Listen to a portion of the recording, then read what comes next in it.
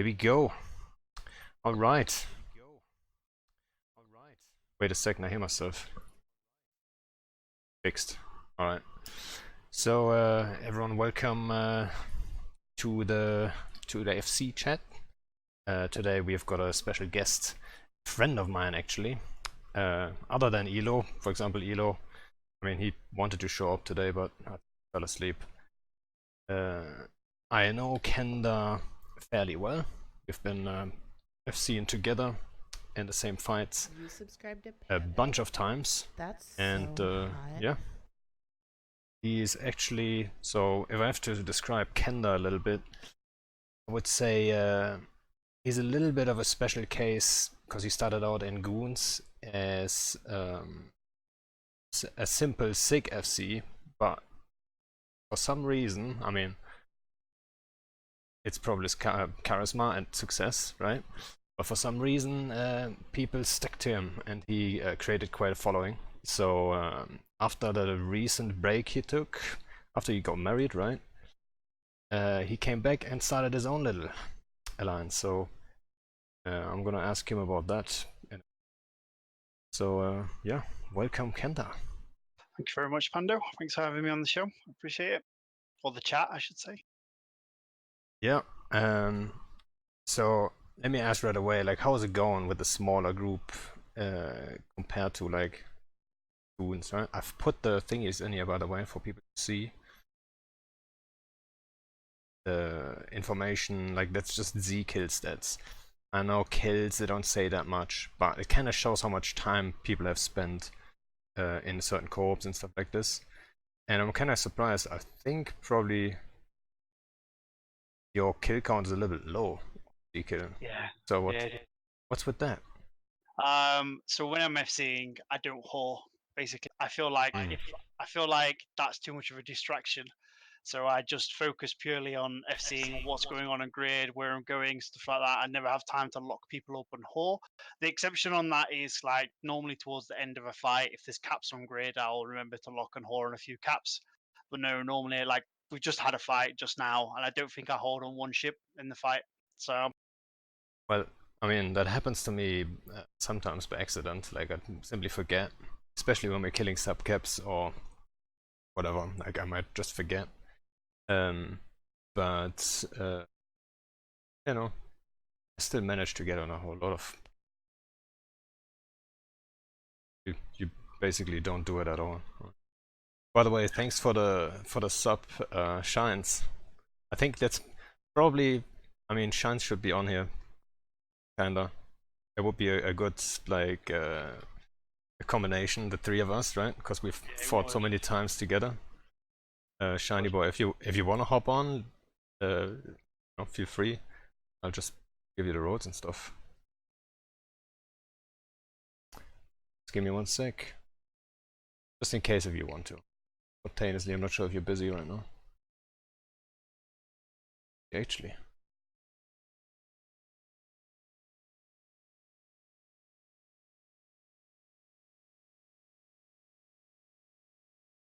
Oh, he's busy. Alright. So, you're in a smaller group now. And for those who don't know, so Trigger Happy, that's basically what used to be the SIG in called Space Violence, which should be pretty well known. I think most people who have been in space fighting in any kind of war recently, they should know about space violence, right? And we used to do stuff together. Like when we deploy, space violence shouldn't be that far and stuff like this. And basically, the most people in that are now in Trigger Happy, which is your alliance, originate from space violence, right? yeah, pretty much. It is that. It does happen every so often in Goons that there's like a little schism and people split off, but it wasn't a bad like split or anything. I just came back, and to my surprise, actually, when I came back, the majority of people that were in SV stayed, but some of the key players that used to help me back then in SV like did decide to step across and help us build this up into something a little different than SV. Basically, with the Imperium, obviously, as you know, it comes with a certain amount of rules, and you have to respect these rules because you're a member of the state and so on. And at least with Trigger Happy now, we kind of, you know, we get to define our own rules and our own engagements that we want to do. And yeah, it's been great fun up until now. Well, it's been great fun until now. I mean, is what I mean to say there. It's just never ending fun, to be fair. Well, it got more interesting now. I think try deployed, and I'm not sure what I don't remember what they exactly said in the ping or whatever, but Yeah. something to the extent of wiping you guys out. I'm not sure. Like, what did they say? Do you remember? You probably Um, do. yeah. So they said these guys give great salt on Reddit, so we're going to deploy and fight against them. Yeah, exactly. Well, I mean, like in general, I don't want to go political here, right? But I think that's maybe an information for everyone. I'm unbiased, obviously. Obviously. What's up, Betty? Um, so when I talked to Elo, we talked about all kinds of stuff, and that's actually, I mean, the first thing was 2 hours long, and the second one was 3 hours long. And by the way, I hope my audio is way better today, because yeah, it was a struggle to fix that, but I think I got it now. And I think a couple of the points we talked about, I'm gonna bring up here and see how much you would agree to certain stuff. But first, like something maybe so you have like a clear point of view, like something unbiased. Like if you have anything in the game, obviously we're in a little bit of a time. People are a little bit split. I wouldn't even say split to be honest, but most people say like, "Oh God, this is a like critical time for Eve." Um, what changes would you like if you had the power to just snap your fingers and make something change? What would it be in the game? Oh, that's a good one. There's so much, isn't there? Really, and also, since I obviously left Goons, I've got a very different perspective on the game now. Because we look at Inform Fleet, we'll have between 30 to 50 people in comms versus like we would get 250 people with Goons. So, perception is everything, really. From this point of view, what would I change? Uh, um, Could be just a little thing, like I don't know, something soft related, something, but doesn't have to be the holy grail of all changes. yeah, true. I don't know. It's where I think. Okay, yeah. Here's one then. So since I All started my right. own alliance, I've come to, and I never used to appreciate this. In fact, I used to scoff at the little guy when they used to say like the little guys used to say, um, "Oh, the moon changes like really fuck us over when the moons change to obviously you have to mine them." And I used to say like, "Oh, come on, give over. It's not that bad. Now you're just going to go out and mine the stuff." So at the time, I was talking with Darwism, if anyone knows that alliance, and they're like the little guys. They live in Canade, low sec, and I was just like scoffed at them and thought, yeah, whatever. You're talking a load of shit. But now I've kind of like had the opportunity to grow my own alliance in an area where there's never been like a passive income.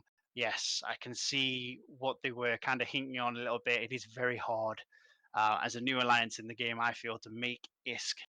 Now, some people would ask the question like, why do alliances need ISK? Well, obviously you have to pay for your sub bills that you've got or any fuel bills you've got going with structures.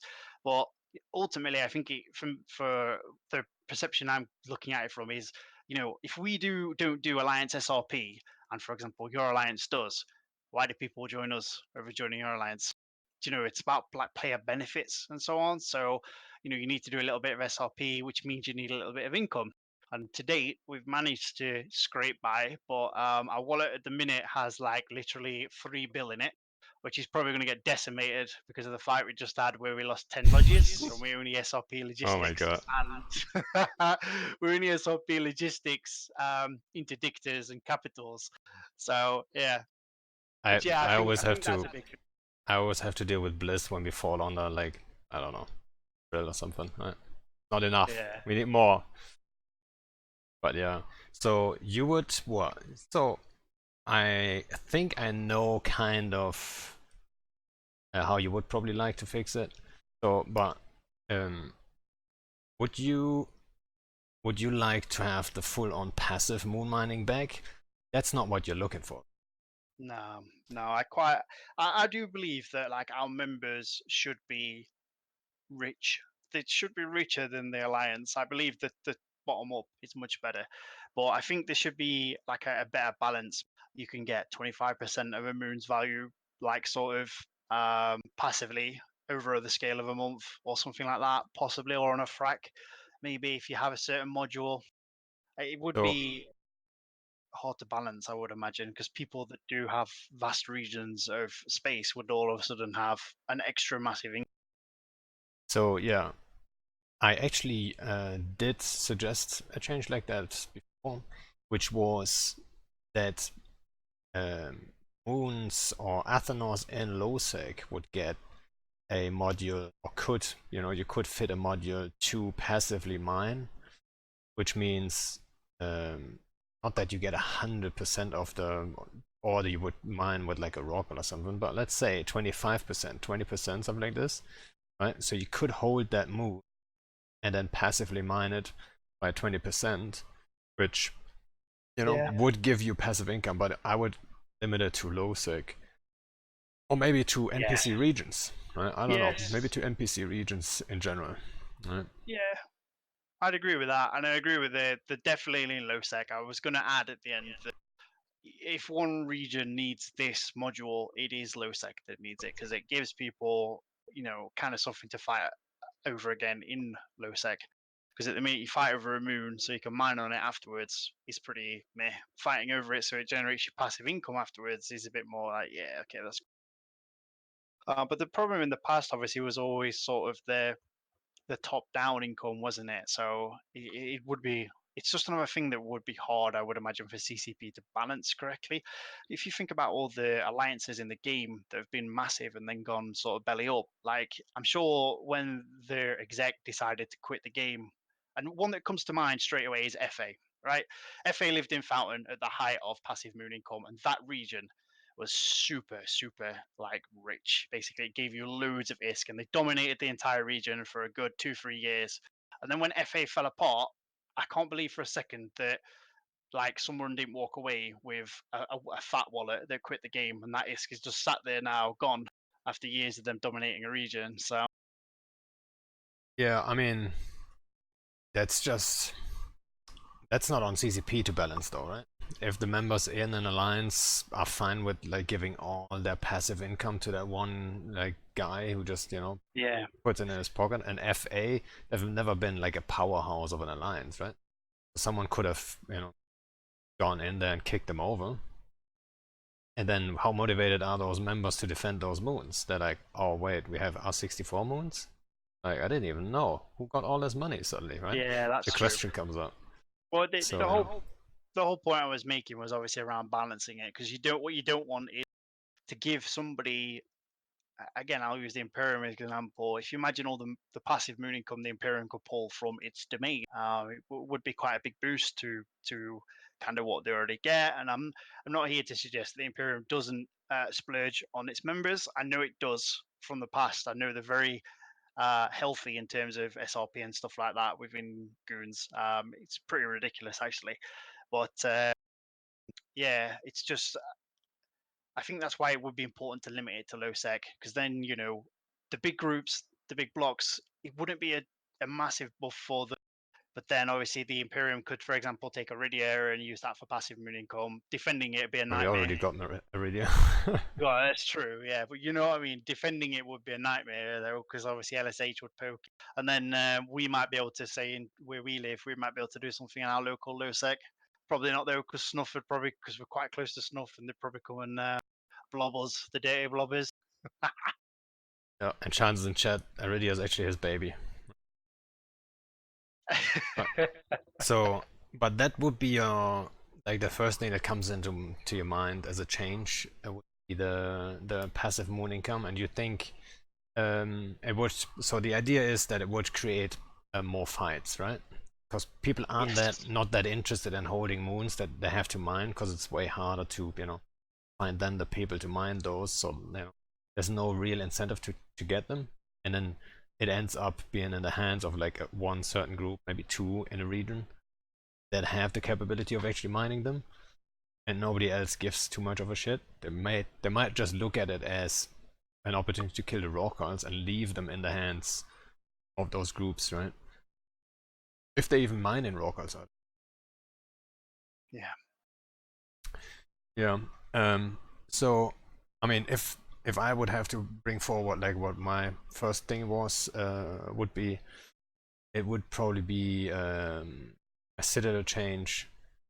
I mean, in general, like Citadels in general, that's just a big topic. So I wouldn't even say like change all about Citadels, but I wonder what you think about. Actually, I kind of know what you think about Citadel defenses, like um, PDS, DD, all that stuff. That's especially for smaller groups. Maybe, I mean, you're smaller, but you're not like a tiny group roaming in 10-man gangs, right? Uh, Maybe for even smaller groups, like daily content of corps, right, on corp level. Um, I think Citadels, they took away the station games and all that stuff. And I think if the Citadel defenses weren't on all the time, but instead only go on when the Citadel itself is getting attacked, I think that would just start so much potential content that I think that would be my number one if I have to pick one. So what do you think about that? I think that's good. Personally, I think that's good. I'm not sure if it. I know you've explained your logic in the past. I'm sure you'll do it again. I say I'm not sure if it would encourage small gang, but I know like keep stars are just ridiculous. You get near them, you get. And I know you can soak it and stuff like that, but there is no real play. But then in the past, I suppose, when I think about stations, I mean, I played the game when we could go and bubble a station until a hostile alliance formed and would fight us. One of the very tactics we used to use to get. And if you was kind of in a smaller gang situation, people would just dock up and go AFK. And I really wonder, like, if that'd not just be the same. At least, in the with the citadel and with its kind of tether mechanics, it encourages us So to undock and burn around the citadel a little bit. Play with you, etc. so in general, I mean, in theory, you would say, yeah, they can just dock up, but that was the case with stations too, right? Yeah, They could just stay docked, but a lot of times you show up in local with like 20 dudes, everyone is forced to dock up. That's already, they don't like you for that, right? And then you're sitting on their undock. That tickles someone's ego. Maybe that one guy in his dreads, he just undocks, tanks you for a while, and docks up again, plays the station games. On Citadels, obviously, you can't redock after you're getting scrammed yeah, enough and stuff. But I mean, you still have the Citadel tether as a tool, right? So you can still zoom around in tether and do all kinds of stuff.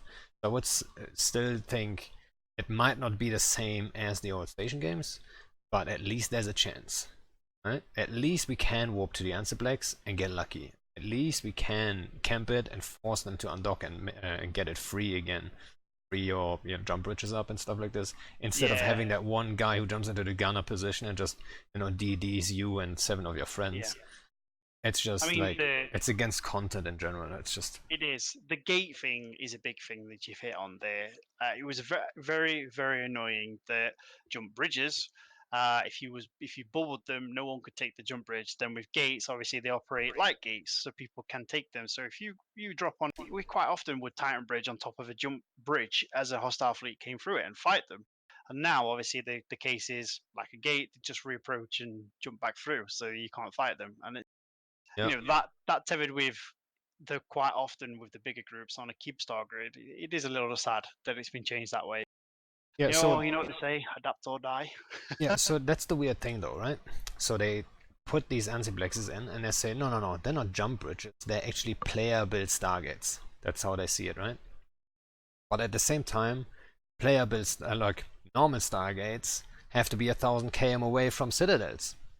So they're applying the safety rules of stargates, but then I don't know why they put them onto citadels suddenly, right? So it doesn't make any sense. The mix of things just doesn't make sense, I think. Right? If it was just like Stargates, have them 1,000 km away, nobody would complain. If they were just like old jump bridges and you could bubble them, less people would complain. They would still be dumb that they're close to citadels, but I mean, the mix of things is just the worst of both worlds, right? Yeah. Yeah. Yeah, so I think if you would have more small scale activity, and I don't think that would be the only thing that could, ramp it up crazy. We probably need like a mix of things. But if you have more small scale activity, you get more medium scale activity and so on, right? So that's how it works. That's how it Yeah, always worked. I do wonder how much, of today's Eve, and I have to say this very carefully because I don't want to range anyone in the chat, but the kind of mindset can be kind of like blamed towards the way the player thinks today. Now, if you went back sort of quite a while ago, when we used to play, I can't really put a year on it, but there was a time where fleets would clash, and they'd really not give a fuck if they lost. Like these days, it feels like I think they people are a always lot gave more a fuck. it feels like they're a lot more risk averse though, and there's more risk in the game now than there's ever been. People are more rich than they've ever been. So it is a little weird. Like Yeah, it's like well, we're saying these people dock up when they come in local. Well, why dock up? Why don't you try and put together a little bit of a band and a war band and go and fight? well, People are like, it's oh no, logical, I right? can't die.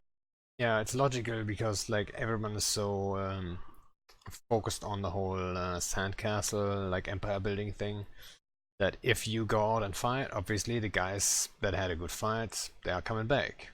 So you don't want Yeah. to give them a good fight in the first place. And then obviously that's, in the long run, there's just not good fights happening then. And when did that become a thing? And all? I know it's always been a I think it sandbox, and it's always all about has been a thing. sandcastle. But like, I think the INN like really hit the nail on the head, issuing an article that says Eve is not a PvP game.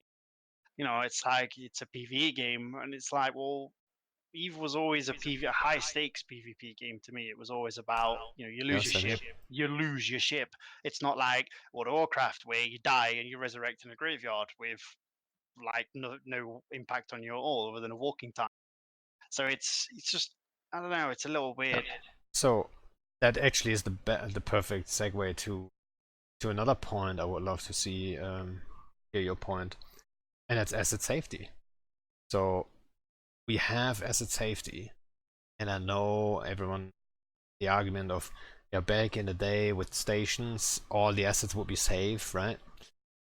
But they would be stuck. They can be stuck for quite a long time. If you don't have connections and you're AFK for like half a year, you're coming back and your stuff is stuck, you're not gonna get it back the next day. And you have to work to get it back, which is kind of interesting in itself. But I mean, you don't have it like this anymore. But so asset safety, right? So I made a suggestion like a while ago on Reddit that asset safety, like completely removing it would be completely, in my opinion at least, the wrong way to go about it. But compare citadels with like ships in general. Right? If you shoot a ship, you want something to drop. Imagine an Eve with a like when it started and you kill a ship and nothing drops. There's nothing there like a wreck, and then yeah, you killed it. But the looting part is so important to the game. I feel like, right? It's like, yeah, you like might not even be much, but something is dropping. At least there's a chance of something dropping. But with citadels, you don't have anything, so you don't trap the assets. You can't camp them in because PDS and DDs and the tether and the undock range and all that stuff. Right? There's a lot of problems with that. So really, like going to war, killing someone's staging system or even a lot of their assets has not that much of an impact, really, right? I mean, that's what we did in Tribute, and I think the result of all that stuff in the end, with like smaller groups living there, is great. But in general, how much impact can you have on a big group if you kill their stuff? And I think asset safety plays a major role there. So my suggestion was that if you kill someone's Yeah, citadel, did you just cut out? did I? Did I cut out? Yeah. You subscribe to I'm sorry. Panda? When did I That's cut out? so Cut out? hot. Last impact. Sort of the impact you Right. can have. So I think I just slipped off my push to talkie.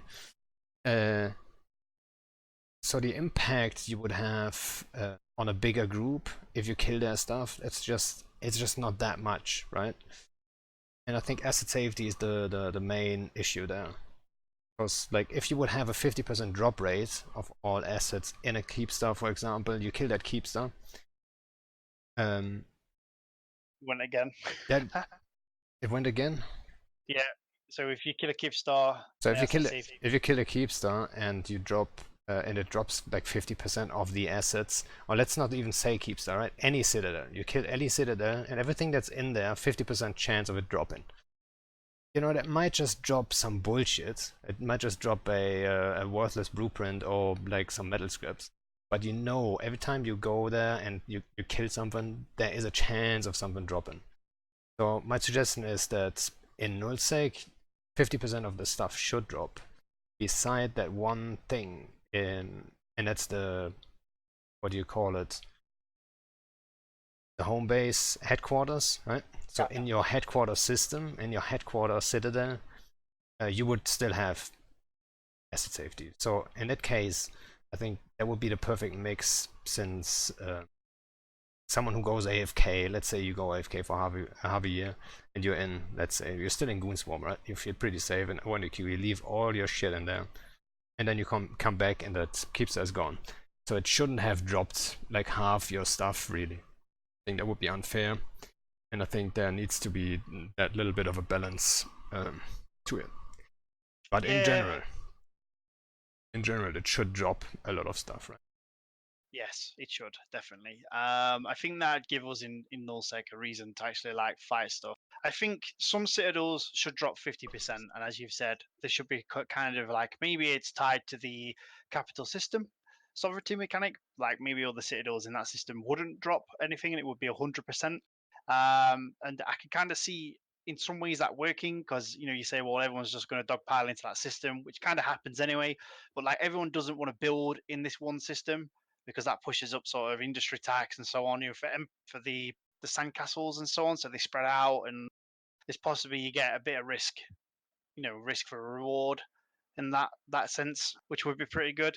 But yeah, I think I'm just wondering though how the players would take it. Again, it comes back to the player mindset. Like a lot of people join the big blocks in the game because they know that if they go AFK for a month or two, if they can't play the game, they're not going to come back and all their shit's going to be hazed, right? And they're going to like have nothing. It's all moved to low or whatever. And I just wonder, like, if you make that change, if it's going to, how players are going to take it, and if they're going to take it positively, or if they're going to be like, you know, this is a good change, or if they're going to be like, no, this is a hindrance on me because, you know, I might have a break from the game and lose everything. I think if you would make that change, let's say the 50% drop rate, I think for most people nothing would change really, right? So all the assets you have in your headquarter system or headquarter citadel would be safe just as they are right now. Everything you do not have in your headquarter system or citadel, you know, you should be able to afford to lose that. Can't be that crazy. I mean, it might be crazy for some people, but guess what? They've got 10 times as much shit in in the headquarters system, so they're gonna be able to take it. But let's just assume people would like to catch up to a coalition like Pyrim. So most assets would still be safe, but if there's like supers and build and all that stuff, they can lose a lot of stuff in like Sotios and all that stuff. So there's a lot of chances to actually hurt a big group like that. At the moment, like even if people would, you know, do like a World War B #2, right? Like what's the outcome? Like, you're not gonna. There's nothing you can achieve really. You can kill some citadels, but after a while you're not gonna keep it up. You know what I mean? That's exactly what happened the last time. You're never gonna, you know, keep them, or keep us, I have to say, right, from rebuilding. Like just gonna pick a space. That's where we live now, and there we go. You're not gonna like reform every 3 months. So you don't have really like a chance to even catch up.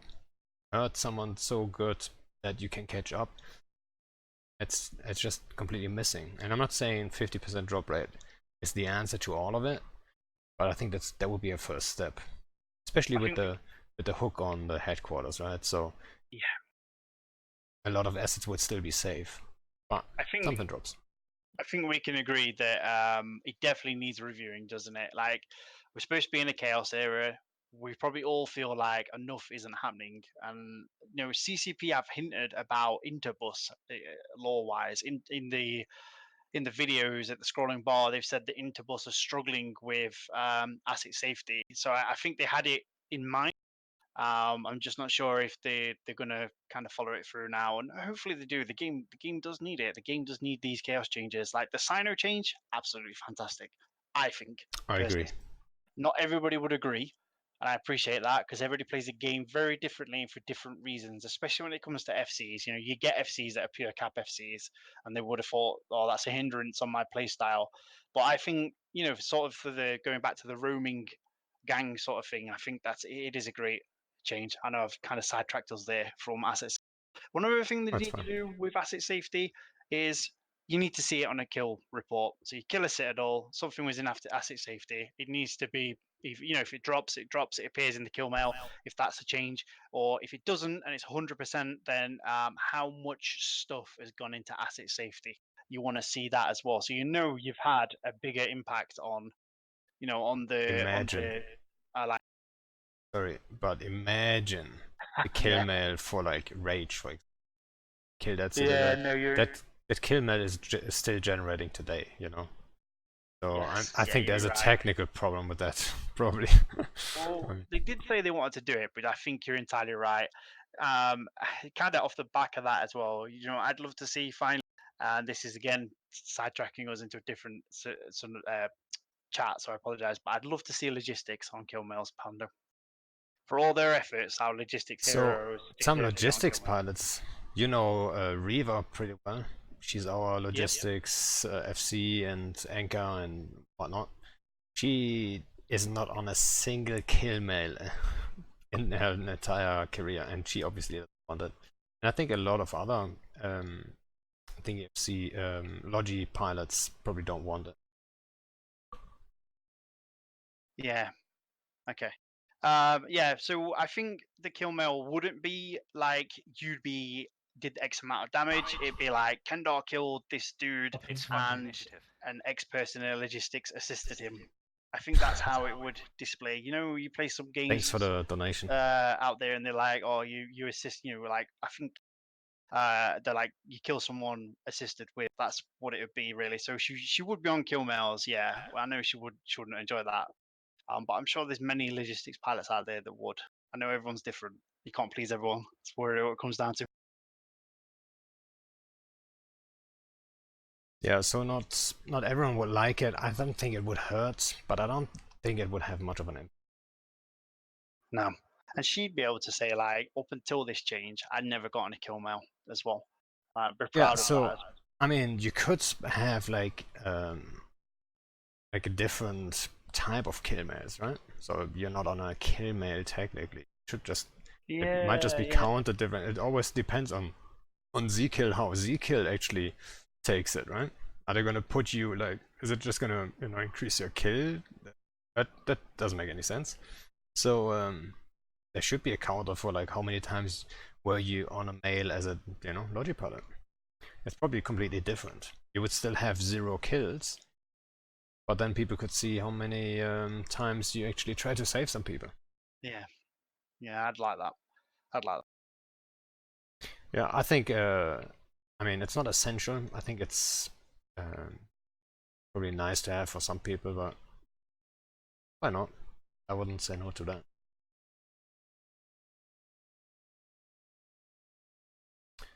Right. So where do we go? Asset safety and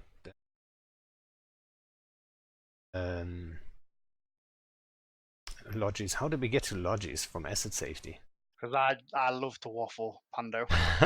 Well, it's no big deal, but it was something in between where you said like, "Oh, I'm gonna take it," and I tried to keep a thought, like a question, and I lost it, and now I'm mad at myself. But yeah, I wrote down a couple of questions actually. So let's see. Oh yeah, I remember actually looking at the thingy. It's actually on the list. So you said like the chaos era stuff, right? That we needed and stuff like this. So the whole blackouts situation, like, what's your take on that? I mean, I loved it, and I loved it from both aspects. As a miner, because I did go out and mine during blackout, a dirty Because subcat you miner. didn't go out on mine? No, I did. I did go out and Oh, you mine, did. and if you look at my hit kill history, I died to like a Proteus that just showed up and killed me. And I enjoyed it from the hunter perspective as well. But it definitely needed to end. It couldn't stay. I was glad to see it go, and I was sad to see it go as well. But it definitely couldn't stay. We need some sort of, if they're ever going to implement it again, there's some sort of hybrid. I think you can't just have a pure blackout. It's local has Yeah. been there too long for people, Yeah. hasn't it? People are so used. Yeah, you know what? What I always say is like it comes up every now and then in co-op chat or in alliance or whatever, and I always say, just imagine this game would have 10 times as many players, and you could do whatever you want. Like those little things, that's little things then. It wouldn't even matter if you have local, because there's people around you all the time anyway, right?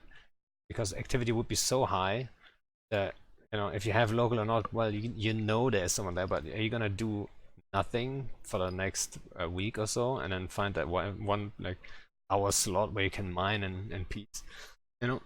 It's the for this current state of the game, it's not the way to go, right? Just it doesn't encourage people to undock at the moment, and the few players that we have, we need to keep them. I agree with that totally. And yeah, I read it in chat, 5-man delay on local. Exactly that is what I suggested also. And I think so. What do you think they have in mind? They talked about it, not too much, but on the test server there's like a structure called like observatory or something. What do you think the plan is for that one? Good question. I think it's possibly to give some sort of local buff. Now, weren't observatories also classified as intel structures? So they would like report on player movements that weren't in your alliance, in your space, or something like that. I might be wrong on I've that. no idea, to be honest. But yeah, I remember when they did the whole like structures thing a couple of years ago. Part of the whole like plan was for intel structures. So I don't know if observatories are for that or not. But yeah, I'd be up for any local change really. Kind of like with a delay, 5 minutes, possibly too much in my opinion personally. But maybe it could be brought down with the observatory. So let me explain what I actually suggested. I mean, it's a mix of things. So first of all, I would love to see the security of a system go up if there's NPCs being killed all the time, right? I mean, look at the like low security systems, which are the best rating systems in the game. Those are usually in pockets that are very, very safe, right? It's kind of weird, but they're in like dead end pockets in the middle of nowhere. So there's the risk of it getting caught there's actually very low. So it's entirely based on NPC kind of lore. I don't even know what it's based on. Someone put a number on it, right? Might be a generated thing, might be someone pointing a finger. I don't know. But so what I would love to see is that it's linked to NPC kills. So the more NPCs you kill in a system on a certain level, it's gonna go up security level. So it's like organic. So pipe systems that you don't want to red in, those should go down. Meaning suddenly those pipe systems that are close to low sec, for example, where there's a lot of traffic, those should be the minus 1.0 systems that you would want to red in and stuff like this, right? So you would have to find the sweet spot somewhere for your redding needs and stuff, and if the alliance is too big and you overfarm your space, like guess what? You have to move. You can't just have like 30,000 people under one umbrella. You have to move a little bit outside the umbrella too, right?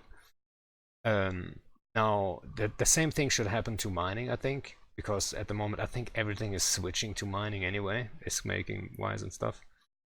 I agree. Yeah, but, I agree. Yeah. So that would Resource be completion, is that what you're talking about as well? exactly, yeah. Yeah, that needs to happen. But and then coming back to the local stuff and observatories, and I think observatories should be, or not observatories, but the local delay should be based on the security too. So if the security is very high, then guess what? Your local delay is way lower, right? So let's start with 30 seconds. If it's minus 0.1, it's 30 seconds, and then minus 0.2 might be 60 seconds, right? And if you put an observatory in, that's the idea that I would love to see, is then it cuts it in half, right? So if you have a minus 0.1, based on the ADM, actually, I think. Well, which is kind of the same. Yeah, I mean, it's similar. Yeah, that dictates activity, doesn't it? The ADM in a system dictates. Obviously, you have the strategic one, which pushes it up to, I think, a minimum of 2. If it's a 5, and then obviously the military index and the industrial index rising push it further up to a maximum of 6. So I suspect that's actually possibly, mate, you might have hit the nail on the head there. What they might do long term with observatories, that would make. I don't know technically though. Like, we talk about a lot of stuff as players, and I don't know technically how hard some of it is to implement. But yeah.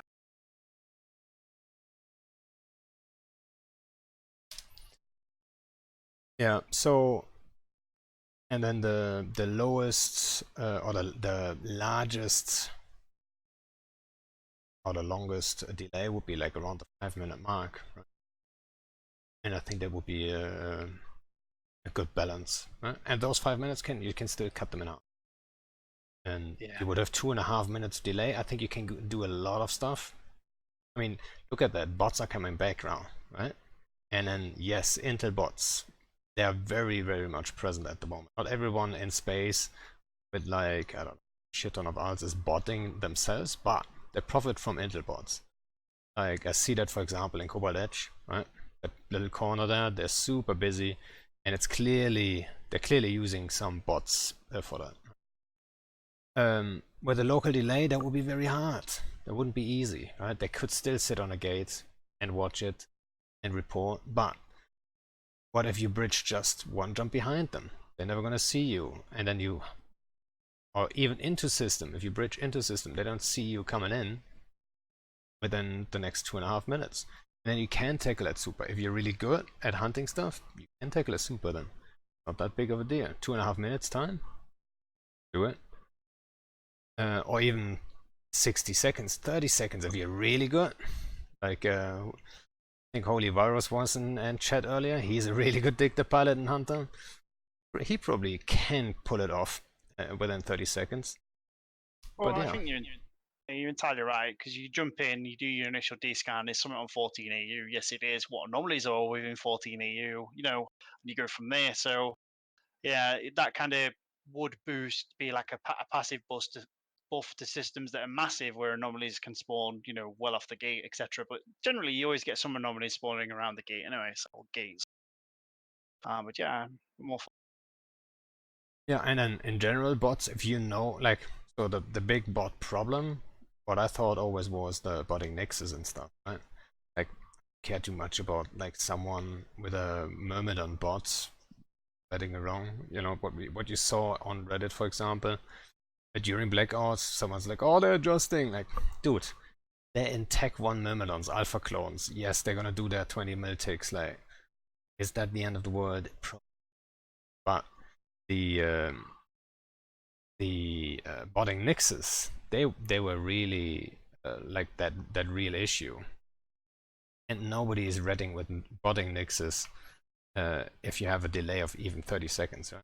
If you're predictable, boom, the dictator's in right spot. Trust me, I'll log it off right where it needs to be, and then I log it in, bubble, and then 30 seconds later you warp, you're gonna land in my bubble, right? Mm. And if there's like worthy targets like Nixes and stuff, people are gonna be motivated. Right? Oh, that dude is botting. Like, there's no way anyone is botting with any significant assets in space. So I think that would hurt bots. Like, I think that's what we saw in Blackout 2. All the bots were done.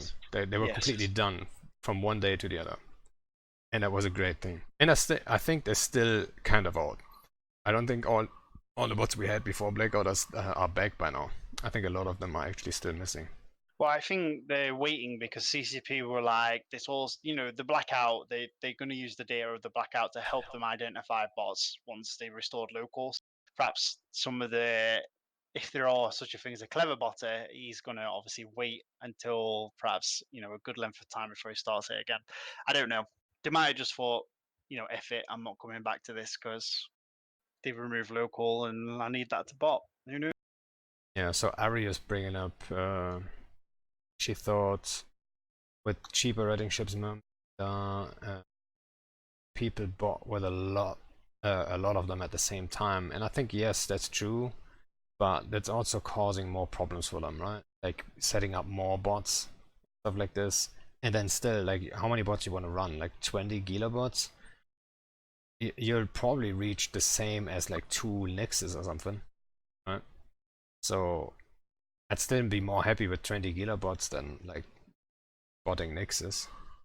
Yeah. But yeah. So hmm?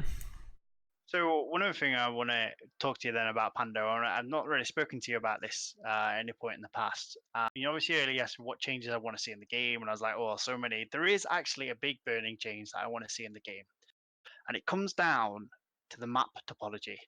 Eve has been pretty much the same map for all the 16, or however many years old it is now. It's had some regions added, some additional gates added to link regions and stuff, but it's always been the same. And I think personally, it's getting to the point where it's been the same. It's ready for a shake-up.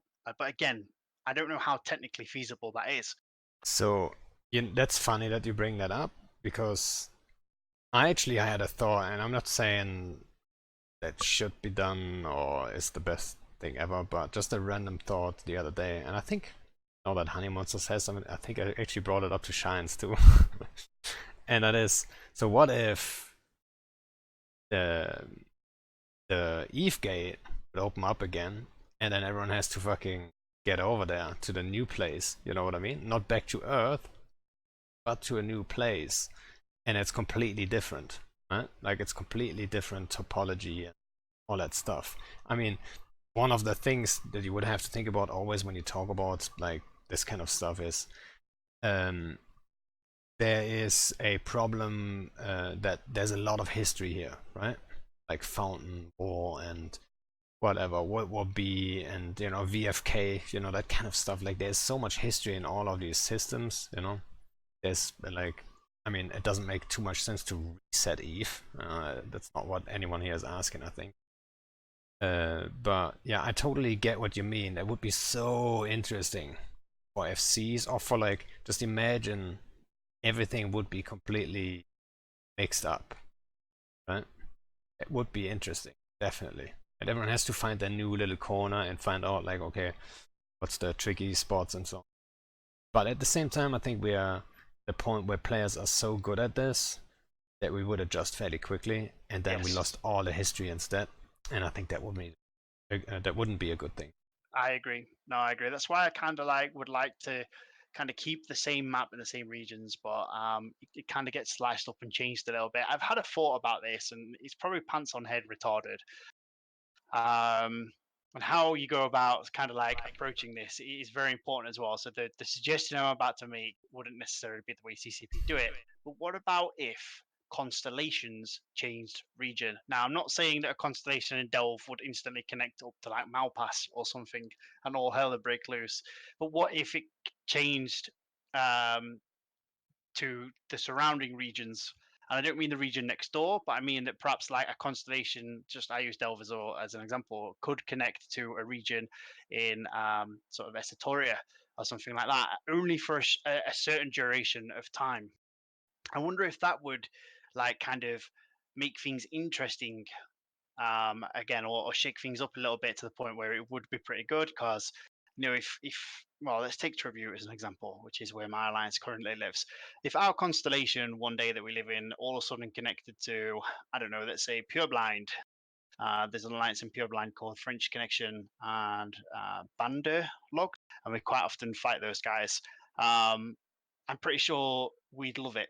I'm not sure those guys would, and that's kind of like part of the problem of my suggestion, or possibly they would, because to be honest with you, French Connection always love to fight. They always give fights, and yeah, we just all of a sudden be like direct neighbors topology wise, and I'm pretty sure that would be interesting, at least at our level, possibly at the block level. But yeah, what do you think about that? So I think reconnecting certain systems with other systems and so on, it sounds like warm-ups to me. You know what I mean? And I'm Yeah, still sad yeah, they nerfed the null-to-null connections, like, I don't even know, like a couple years ago. I think there was Sword Dragons. Not sure if I'm blaming the wrong guy, but I'm pretty sure. And at the time, it probably made more sense because like the T3s were just so strong. You can move them through was. like an entire So, fleet through a complete, yeah. like through a wormhole, and it was just too strong for what it was, right? And I think it would still be strong, but I wouldn't dislike it too much. So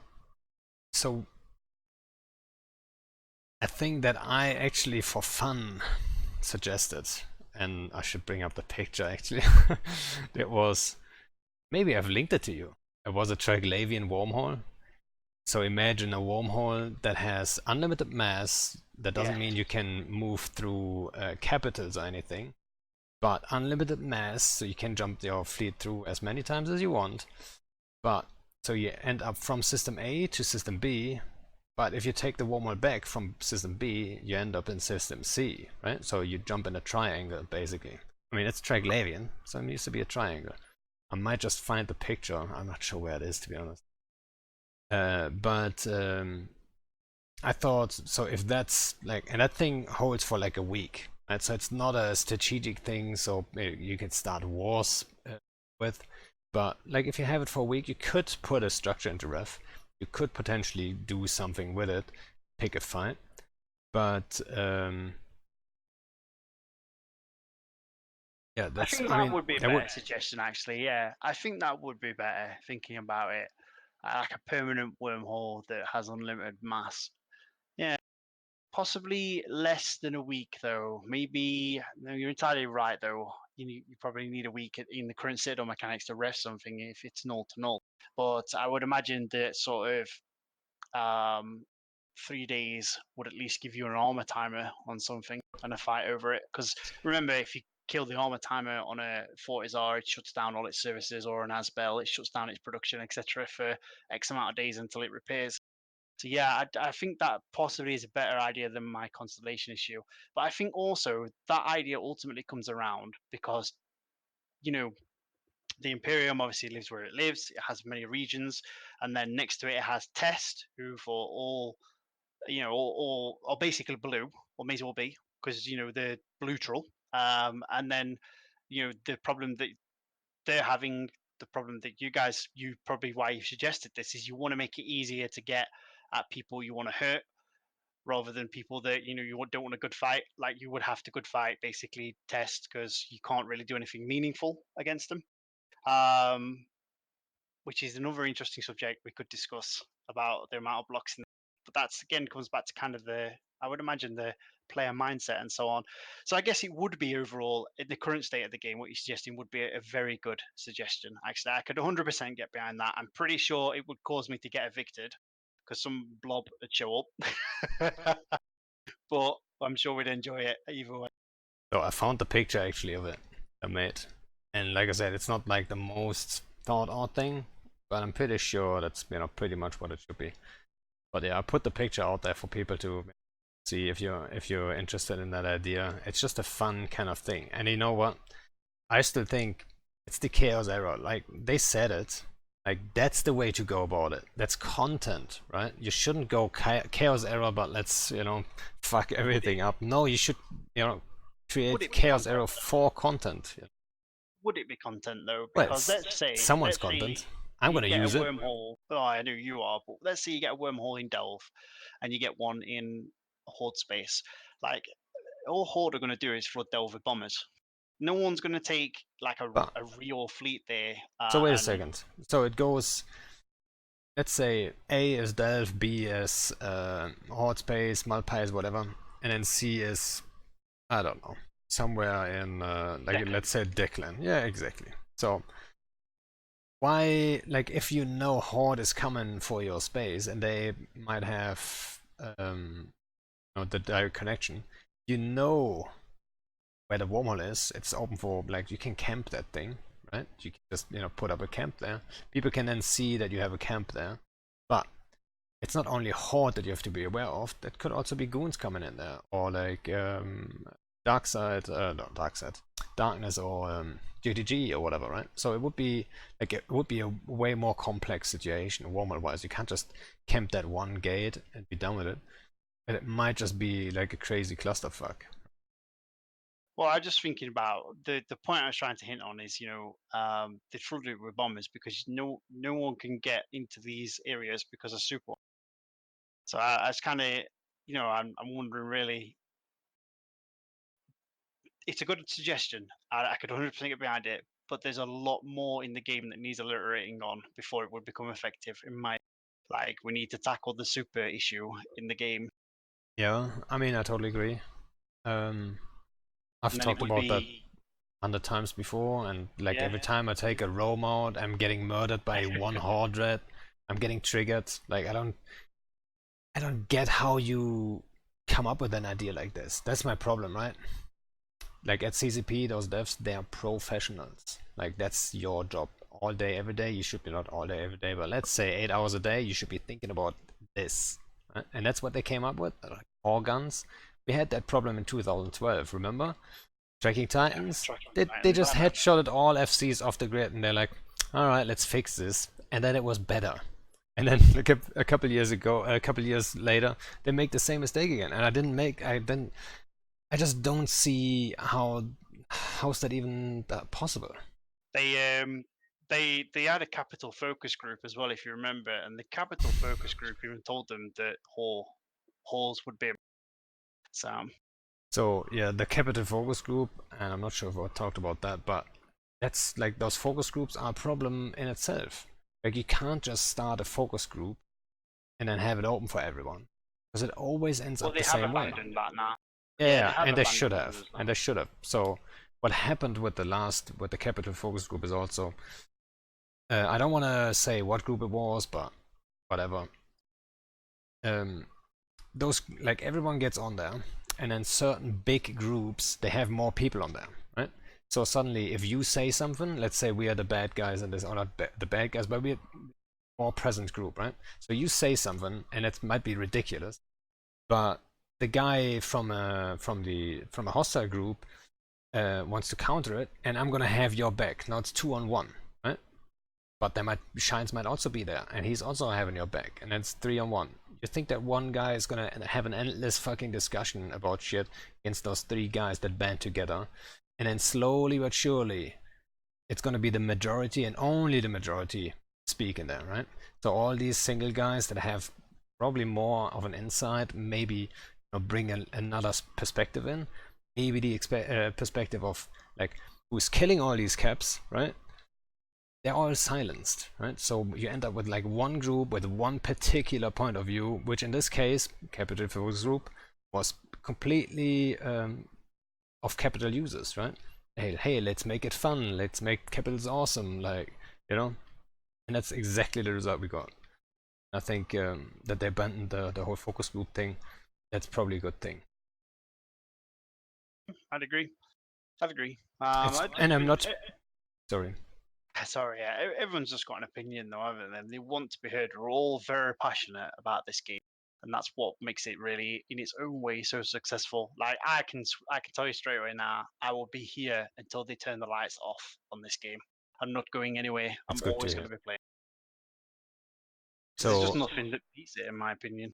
yeah, so I mean, from the you know, a lot of people are shitting on the game at the moment because it's just, I don't know, on Reddit you probably get a lot of upvotes or whatever the fuck they're looking It's a for. brigade, isn't I'm it? not It's in just a that brigade. business really. Like, I don't want to shit on CCP or the game. Like, I played it for so long and I had so much like fun playing it, and like obviously there's a lot of people I like a lot that I love to play with, and I Yeah, wouldn't miss same. it for any, right? So whenever we're talking about stuff that is problematic, not doing it because we want to like hate on stuff. Obviously, Yeah, we're trying our best to, you know, maybe help CCP. I mean, who knows if they're watching any of this, but Pando, just that's saying. one thing I love about you, dude. You're always positive, no matter what. Like, you've always been positive about the game, and like even when CCP make big changes that a lot of players don't react nicely to, you've always had like a positive outlook on what. And that's one thing I've always had great respect for you for when you discuss changes in the game. You hear that, Shines? I'm always positive. Unless I'm getting shit on by hard rats, then I'm getting negative. Maybe hard Dude, we times all too. have those moments. We all Oh have man, those it's so moments. frustrating, Trust right? me. It's so frustrating. Do you not remember when we used to live in when we deployed to Pureblind, and this was the pre Northern DOT, and we just like every time at NC used to drop supers, and we'd still fuck about on grid trying to do stuff, but it was just I we used to remember. get so negative around that. It's just like why is this a mechanic where people can just drop like supers and you're fighting? Yo, Shines is here. I just had to fucking come in and call bullshit. Hey, I'm more positive than most people. Let's keep it like that, okay? Uh-huh. Hey, come on. Most of the That's time, true, when it that's comes to these changes, like, I'm always trying to see, like, maybe a positive way out of the situation or whatever, right? Like, there's always a way, kind of. And, absolutely 100%. Yeah. come on. Yeah, But yeah, that's a fair point. did you listen in to all of this, Chance? Do you want to hop Yeah. in on one of the points? Like, do you disagree on something, like, vigorously, or in general, are you kind of on the same page with more? Nah, I think it's all good points. I think people probably have different opinions on maybe some of the minor details on different things, but I think at the end of the day, the majority of people want to play even. They want to play a game that works, and a game that everyone can sit down and enjoy. And I think you kind of hit on the main point and the main problem with Eve earlier, that population has a lot, is the cause of a lot of issues, and the reason that certain things can and can't be done. Eve just unfortunately has a lower population. So if they could find a way to fix that, then I think a lot of other issues that we see will probably start falling in line pretty. And I know I've told you before, but it's a crazy thought that I always have, is like, I think to get the population into Eve, that would be that big that, like, these little things, really, hall guns would be a little thing if we had 10 times the numbers in game. To get that population, like 10 times the numbers, I think it requires something from the outside. I don't think we can do it from the inside at this point. Within, let's say, within an acceptable time frame, right? That if CCP makes all the right changes perfectly, we probably get 10 times the numbers in like a 5 years, 6 years, 7 years, 8, 9, 10 years, you know what I mean? But that's not how long we want to wait, right? But I think to get like a major hype and a major wave of new players and old players coming back, that needs something from the outside. And I think probably the best chance we would have would be with a game, with a different game like Project Nova being a complete fucking hit, which is not the case, obviously. I think the trailer wasn't, it didn't show much, you know what I mean? It was a generic kind of shooter, and I think CCP wasn't happy with it either. So I'm happy they didn't go ahead with it and wasted time and effort, because there was no vision in that game. But now imagine they would create a shooter, uh, that just knocks it out of the park, and then that would get us so many new players into to Eve too, because people might just want maybe a bit of an MMO experience like this. They just didn't know, you know. And then I think Dust was a great example for this.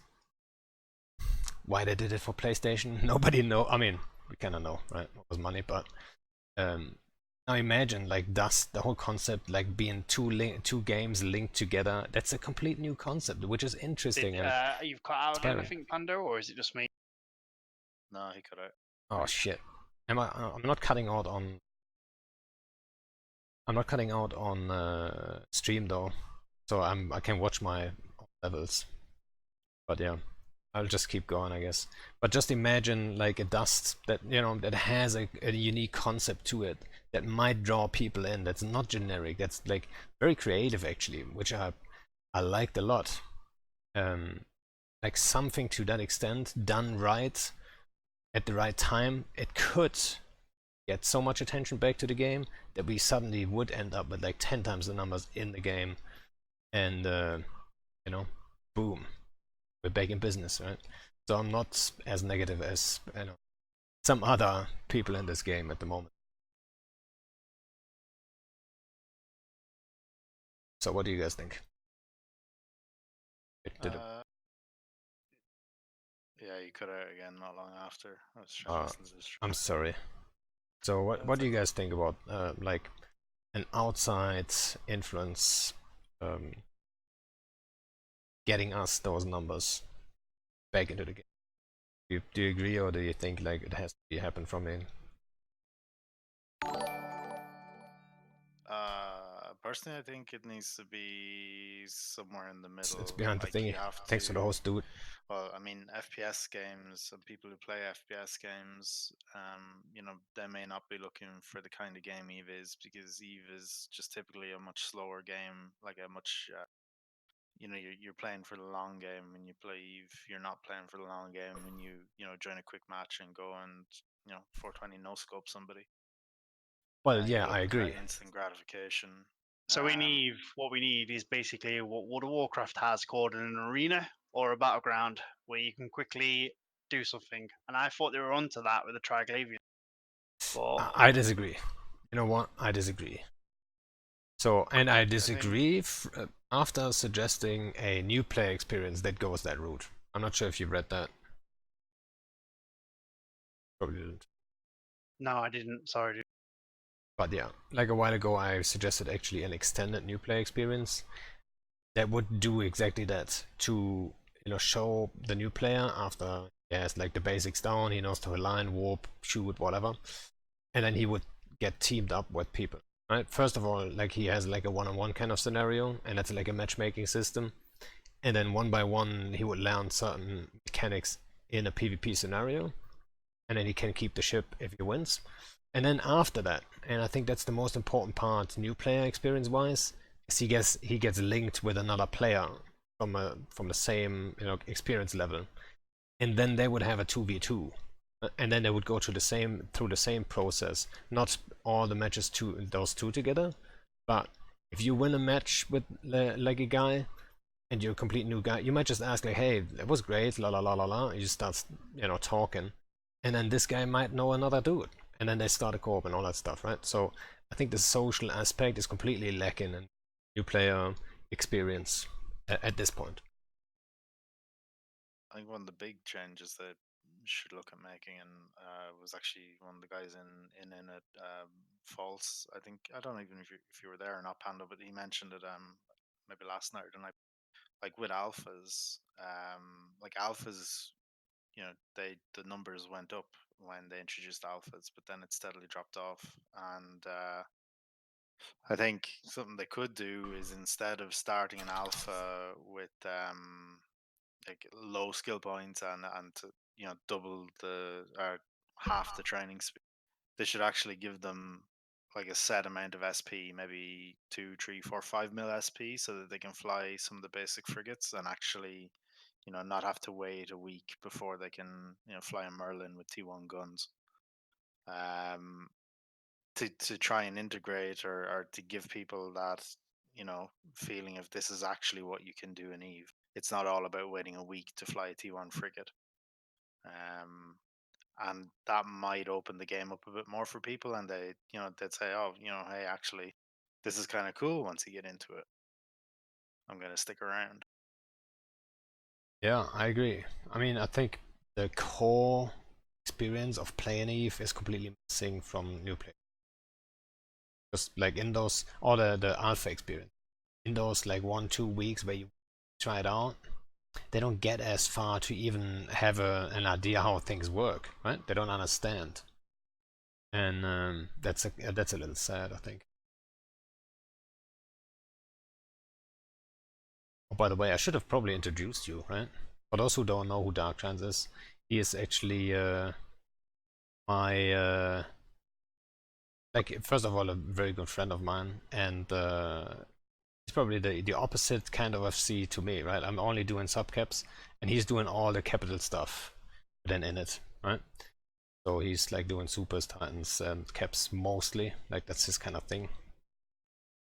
I usually stick to subcaps. So for those who wonder, there you go. Filthy capital pilot. Exactly, a filthy capital pilot. Like, he's the problem we're And talking about the proud entire of it. time here. Proud of it too, guys. Come on.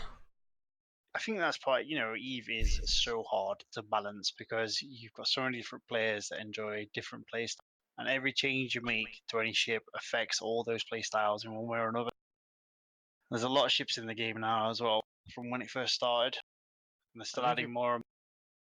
I think you probably just need to. I know Eve is a sandbox and everything, but I mean, I love flying capital. Like, I've been playing Eve since 2000. I've done all the subcap stuff to death, and what gets my blood pumping at the minute is capitals, and that's why I do capitals. But I don't do capitals just to crap on subcaps. Like, I do capitals to fly capitals. If I could shoot other capitals instead of subcaps, I'd be way happier, right? So I think like you guys touched on it again earlier, but even the passive income, the big thing that's missing is content drivers, like from moons, because moons were a big content driver, and you would have like these random dread brawls and stuff over it. So if you could give capital pilots something to shoot other than sub capitals, that would be a major fix to the game, and it would probably keep everybody happy. What about if So- caps could only shoot caps? I If they mean, couldn't actually have gone, sorry. like, remove hawes, right? Just get rid of them. Don't allow carriers to apply to subcaps. You would need to find some way to. I mean, capitals were always like this force multiplier where the smaller groups would use it to compete with the bigger groups. But it's at a stage now where the bigger groups, just dominate everybody with capitals anyway. So it'd be cool if there was some way to keep the old kind of force multiplier effect that capitals used to have for a smaller group against a bigger group. I don't really know how that would work. But I think if you limited capitals to be just against other capitals, it'd be pretty awesome, I think. I wonder how you do that without subs, like waterboarding them all the time and stuff. But yeah, I think that's perhaps the need to go. I think the thing with Whores really is I think on Titans, I think we've had this discussion before. I'm sure it's come up in the stream, it's come up in numerous streams, but I think Whores should polarize Titans 100%. I think that with Dreads, I think there's possibly an area for them because if you're a new player or a newer player and you're training into a Dread, I mean, CCP changed the SMA, so obviously it appeared on the Dread and the carrier, so everybody stopped training for carriers to start with. And I think, like, you should have, well, I can train into a carrier and I can do loads of cool stuff with fighters, or I can train into a Dread where I can, be this big DPS platform that can also still shoot subs to some capacity because they are quite limiting. I think Horde Dreads aren't really that effective, if I'm honest. In fact, they are and they aren't effective. Obviously, it depends how you use them. But in my alliance, they're quite often considered to be shit. We quite in the FC chat we discussed like dropping Horde Dreads all the time, and we're just like, well, they're just dog shit. They soon, like, the sub battle soon goes out of the range of the Dread. even if you use a rev, which is 120k, 150k, and then their application isn't rare, as good though. as regular. So I mean, if you drop 100 or 2, like, that's depending on the size of the fight, obviously, right? But that if you have hostiles pinned down, they can't really get away. Like, you can't just warp off and then warp back at like range. And 120 km, that's a long range to burn with, like, unless you're immunants, then you just do that within seconds. Right? yeah, But in general, that's a long way to go. And Well, I against immunants, you suppose- would probably not field hard reds because they're quite tanky. yeah. Well, I suppose tonight's battle was a prime example. We bought a fax on grid, which could have been in place, which could have been a horde red, and then I think the fight ended about 80, 90k away from the fax. So you're entirely right. They couldn't disengage because we just kept them bubbled. So yeah, you hit the nail on the head. Really, they're about horse. Sorry, Well, Shine, and then cut you up. I think just come back to your point about the polarizing Titans. I think the nerf CCP brought in, and me and Pando have spoken about this at length. But the nerf the nerf Pando brought in, the nerf CCP brought in, where they halved the hull damage on Titans. I mean, uh, there's an argument for just getting hulls off Titans altogether. What I would probably do would be maybe reduce the damage up by another 20% or so, and then I would have the tracking. Like, they could have left the damage where it was and just nuked the tracking, nerfed the tracking instead, and it would have balanced hulls on Titans a lot better. But yeah, I get what you mean about what if you get waterboarded? And there is an aspect of you have to bring a subcap fleet to support your capital fleet, but at True, the same and that time, should be a thing. And that should be a thing, in my opinion. well, at No, the same no time, one you should be able need to do pure caps to shit on a subs. Yeah, but like you've also got the issue then of small groups. Like, I mean, if you bring, let's say, 20 dreads, those might be your subcap pilots, but you needed those 20 dreads to take down hostile triage that was there. So there should probably be a balance. I think I would reduce the application of Titans on subcaps a bit to bring it to a better place, but carriers and super carriers need a serious looking at. Like, so fighters are just too powerful, way too so powerful. but yes, I mean, I agree with that, but wouldn't the first step be to remove sirens and dromies the way they are and make them damp and paint instead? That would be the Yeah. first step, right? Because then if you bring any subcap fleet, you can just re-warp, right? They're sending all your the fighters to you, but you can re-warp, so you can dodge it to some degree. They might still apply crazy, but that would be the first step in my view. It's absolutely I don't completely don't understand why they went with that anyway, right? It takes like all the rolls from subcaps away to caps. Like, you don't need any subcaps anymore because you can point, you can web, you can apply all the damage you need. Like, you can apply way more damage than you need actually. And like, why would you even field caps then? You have more rep power, you've got everything else, right? There's no reason. If you just remove the tackle part, it would already give that one roll back to subs. That would already see a change. It wouldn't be the greatest ever still, because the application is still too strong, but I think if they're so worried about it, just start with that. Start with that one roll and give it back to subs, right? And I think everyone agrees. That's the weird part. Any FC I would ask, I can guarantee you, any FC I would ask that would agree. Not a single FC, I don't think, at least, would not agree with It would resolve the problem of, or it kind of would resolve the problem of the supercap umbrella, right? I mean, there are multiple ways that the supercap umbrella can tackle subcaps at the minute. Obviously, we've had the great Sino change, which helped a lot. But obviously, the most common way at the minute is you jump in, you probably one cycle your NSA or whatever, you get your sirens out, and you tackle something. And granted, sirens are really slow. Like, after they burn out for their MWD, quite often the ship can outrun the siren, but they've probably got drummies on them as well at that point from other dudes. There's also, the ship itself could tackle. I've seen that happen with combat rocks. The combat rocks like get you scrammed and kill you with drones. And then I've seen Well, you've just seen it happen. You know, you've got the burst projectors as well, which are a little easier to dodge. Yeah, I think doing something with drummies and sirens would be good. Let's say you keep drummies. Doing something with sirens is probably the correct step. What? I don't know. Yeah. I mean, damp. I mean, Ewa then. Yeah. It should be logical. It's Galanti. Like, why are all the Ewa fighters, but then suddenly Galanti and Mimata are not Ewa, they're actually propulsion jamming, you know what I mean? It doesn't make sense to me. Like, you don't need that roll on caps. You really don't. Like, they shouldn't be tackle. And then also the tackle, like, the NSA thing. Like, you jump in, you're not only tackling stuff, you're also tackling stuff super quick.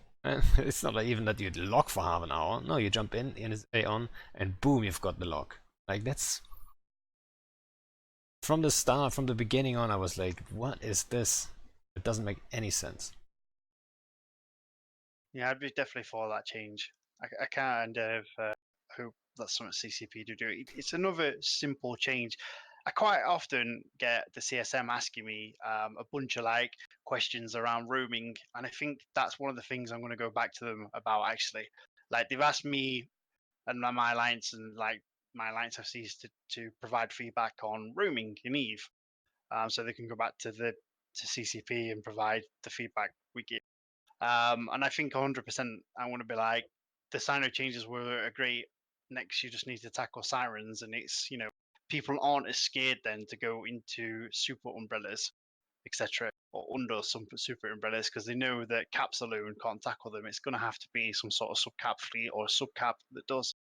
I suppose the argument would be that that's how a lot of stuff works at the minute anyway. A recon tackles a sub or a bunch Well, of. you can kill the Recon though. Yeah, that's true. Yeah. That's the thing. That's the whole thing. Like, you, at least there's something you can kill, right? That's why I like the Sino changes now too. I mean, Shines is the capital dude here. I'm not super strong in the capital meta. I'm more of a subcap FC like yourself, Pando. So Shines. Sorry, you broke up at the very end. Sorry, I was saying, what do you think, Shines, about the Siren change or the Drummy change? Would you agree with us? Or? Yeah, absolutely. Like, a capital fleet should not be able to just walk over a sub-capital fleet by itself. It should be supported.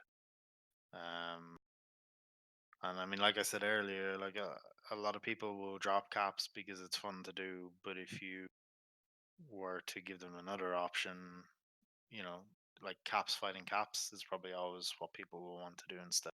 So I think, you know, if you could take that away and make capitals subcap platform and make them the anti-capital platform that they should be, then you know, it's just better. And like if you want to keep fighters and stuff to be able to actually apply to subcaps, I mean that's pretty okay.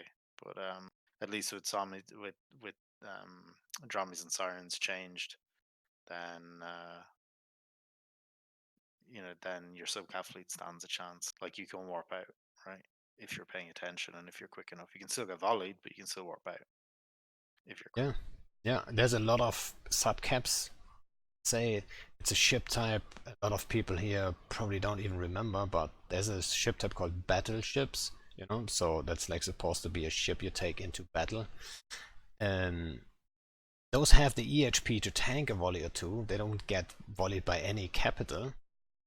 But the second they're on grid, they're tackled and pinned down. Like, you can't, they're too fat, you know? You can't avoid getting pinned down, and then it's just a matter of time. You're not gonna win the damage race against caps.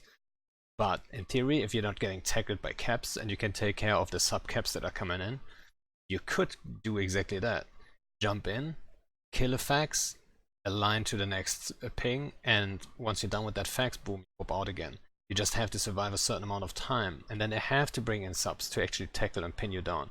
So whoever's taking damage, boom, you whoop out again. Right? So like, there would be ways. I'm not saying that would be absolute. That would be fucking hard to pull off.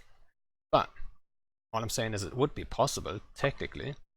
So yeah. 200 maelstroms? Yeah, 200 maelstroms could do some stuff. for sure. Yeah, Or like should be well, able to hurt well caps. pests, you know. You remember the times well pests, like tempests with like double heavy Yeah. nude and stuff. You could Yeah, murder a shield. lot of caps with that, Hurricanes. Yeah, the or canes even as well. hurricanes. Yeah. Yeah. But now you're getting I mean, like there's gonna be some. You're gonna be muted in a bubble, wept down, all AOE from supers, you know. And think- then on top of I it, think- sirens and stuff. Sorry, dude. Sorry. I do apologize for talking over you. Oh. I think a big thing with caps as well that needs to happen, and I bet this is going to make Shines cringe 100% when I say it, but I'm kind of a firm believer that caps need straight up their HP halving. I think the scale of the HP they've got at the minute is pretty dumb, personally. I think I agree. Sorry, yeah, you go ahead. No, you go ahead because I'll argue with both of you. I think I agree, but in the current situation, right? So you still would want a, let's say, a super or titan. If it's tackled, you still want it to survive long enough for you to, go out and do something about it. So there's a potential fight to be had for more people than just, many dudes ganking a Nyx, right? Not every roaming gang should just run through a Nyx or a whatever, right? But the weird thing is that capitals with faxes and with hog dreads, they get over to the subcap realm, kind of, and they're super impactful. They can just basically, Hordes can basically alpha a lot of stuff off the field, and faxes completely can negate an entire subcapital fleet, while subcaps, they don't have any of that. Like, you would have to, like, we brought ravens out the other day, and it's such a pain to organize, so hard to pull off, to even get them on grip with stuff. It's not even Worth it. it's not worth it. It Yeah, really isn't, right? I It's feel purely your a pain fun for thing. that. Yeah, so Yeah, I feel your pain. but and it's such a struggle to do anything, and that's 200 people, 150 high DPS ships. I mean, they're basically all DPS, and so you still struggle to crack them. So that balance is completely lopsided, right? Like, if you swap over, if you have caps that go into the sub-cap realm, yeah, you shouldn't have that much EHP, and that's why I'm saying Hawguns should be polarized completely. If you want to fight sub-cap fights, yeah, guess what? That's the subcap business. You shouldn't have normal capital EHP. I totally agree with that. But there's a balance there too, obviously. So Shines, then go ahead and and tell us what you think. I think I just got to preface this with one thing. I think you need to be very careful when you're nerfing a certain ship type, whether it's nerf subcaps because blah, nerf capitals because blah. A lot of people will fly a lot of different things, and I think it would be better to not just nerf them outright so that they're unusable, because we've had that before and it's shit. So instead of nerfing them outright, you just need to give them a specific role, a specific place in the game that can be used. So, like for example, with what you're saying, cutting the EHP in half, I mean, I completely disagree, and there's a couple of reasons for that. EHP, I think, on Titans and on Supers is fine at the moment. You have Buff to dreads invest. then. Buff DPS on Well, dreads. let me just come back to Titans and Supers for a second.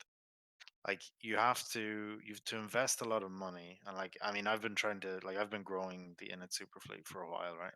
And I've seen the effort people put in on an individual level to get Supers and Titans. And yes, I know it's the age of the Rorqual, and yes, it's very easy to get into a Super and a Titan. I'm not denying that, but it still takes a lot of effort. And Supers and Titans still have this mantle of being a serious achievement within Eve. Maybe not so much anymore, but it's still there.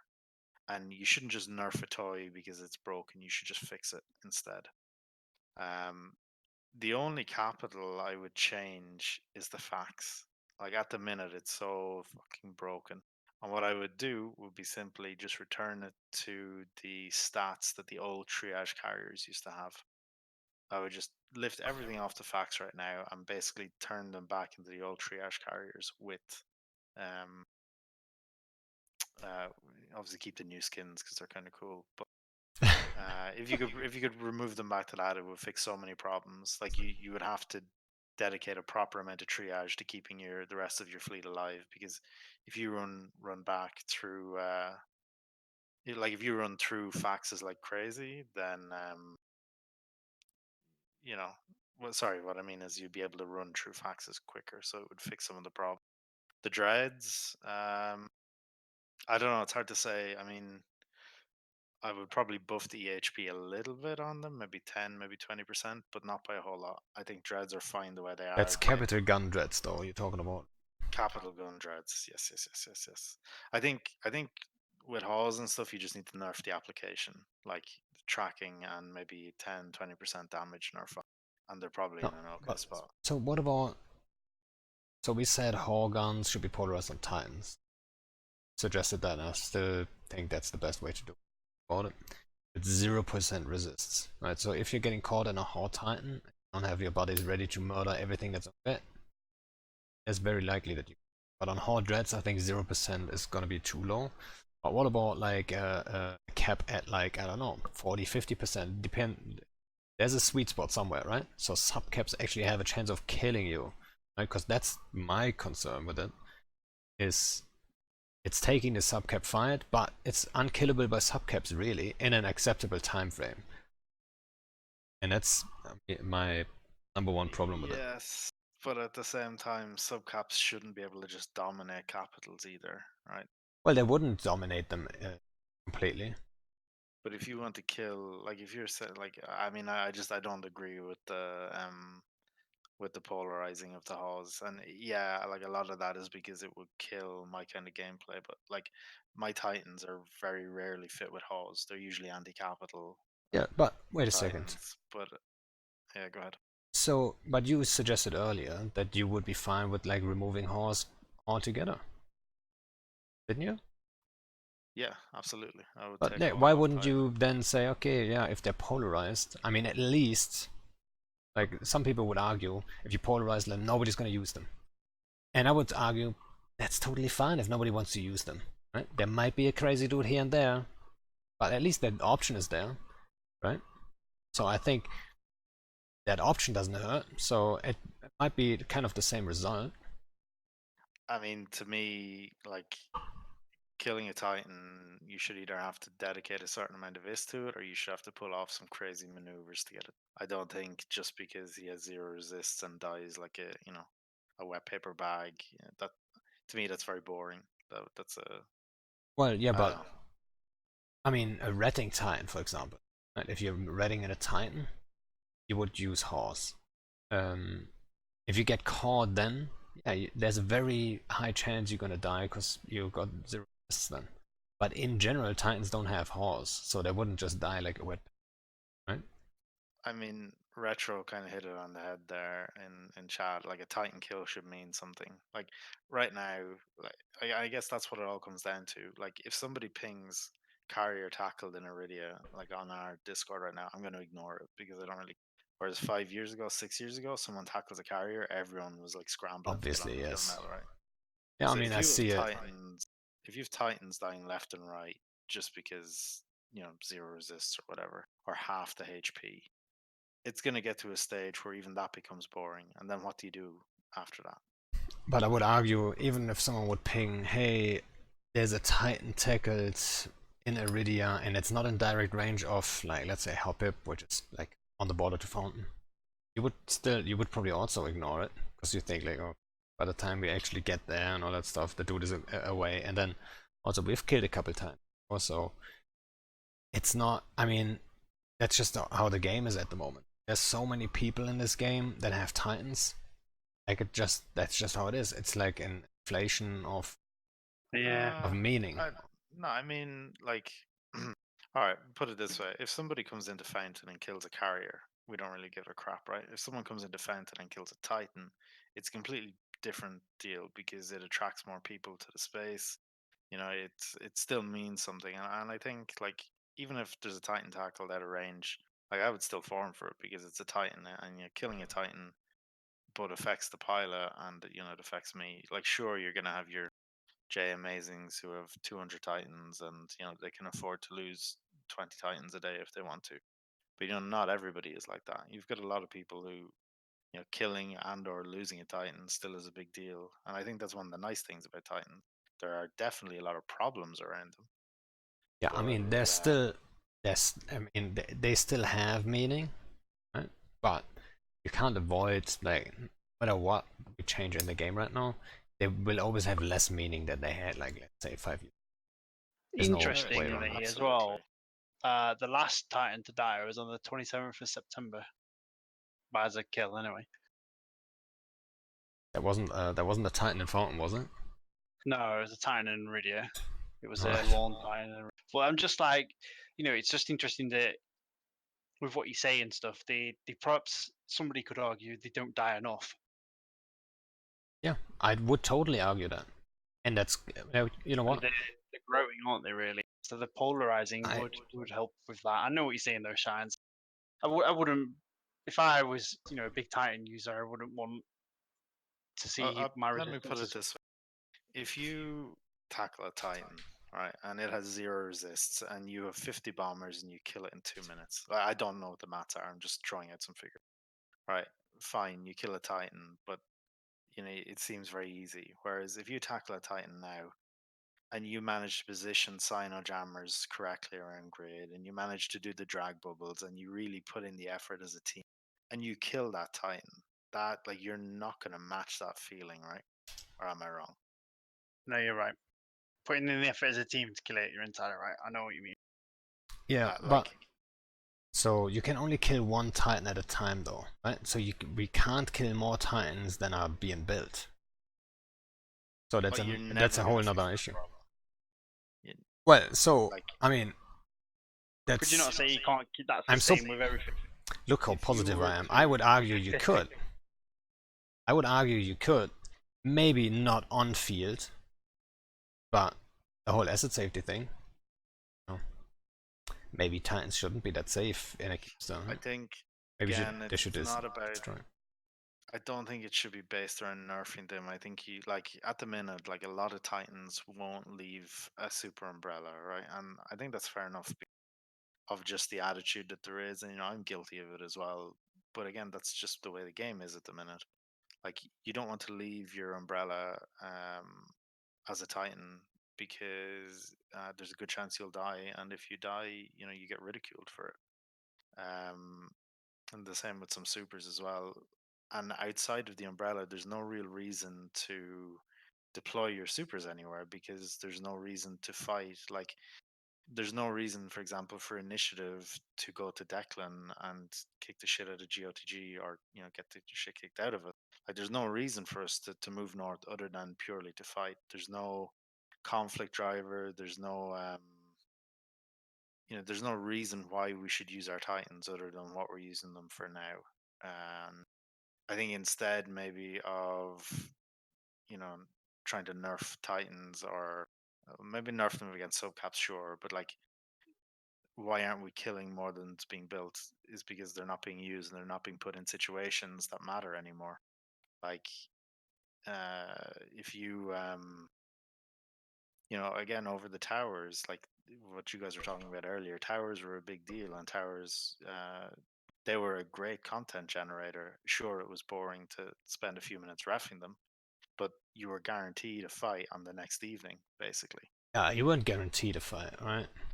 I mean, Well, blue ball concept is old as yeah. Eve. Sure, yeah, but like, there was a good chance you would get a fight 24 hours later, or 36 hours later, or what. Yeah, like I said, I mean, you had reason to deploy your assets, but right now, like, for example, again, just using Init as an example, why should Init deploy its Titans anywhere outside of Fountain, and why should we do anything with them? Like, there's no reason in Eve to do that anymore.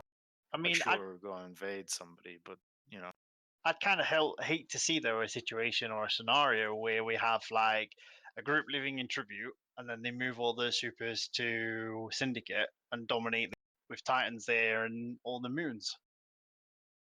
I don't think that was really like ideal. And I'm not just saying that because at that time we were on one side where we were the defenders in Syndicate, but it just seemed like unfair that this group could power project like that so far Well, away from their own space without it being touched. I mean, you can take Iridia for example. Like LSH owned all the moons in Iridia up until about 2 months ago, 3 months, and then I took, me and my old corp went in there with Titans, and we just took everything. And now LSH is awake again, and they're starting to fight back. So there's still a bit, there's content being generated there. Sure, you can just go into Titans and dominate again, but if you could fix the, capitals applying to subcaps, that would fix that issue. But there has to be content. There has to be a reason to go somewhere in Eve. Like you can't just sit in Fountain and be happy there for the next 3, 4, 5, 6. Like there has to be reason to do something else. Do you know what I mean? Yeah. Or there has to be a reason for me to want to take your stuff other than Gur Kendar. Yeah. So there's 100%. I understand that, and I think that in the long run is going to come with resource if that ever gets implemented in a meaningful way, because that's probably a whole huge discussion. But I know on the one thing I was very surprised about the CSM notes is that he didn't mention that any of the CSM suggested it to them. I'm sure they did while they were there, but it was actually a CCP dude that was the first to mention resource depletion. So perhaps that means that the message was driven home regarding it, that it does need to exist in some form or another within the game to make it more interesting.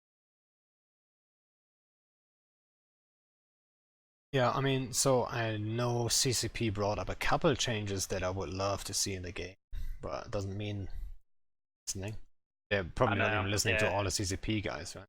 I mean, you can't. It's not even possible.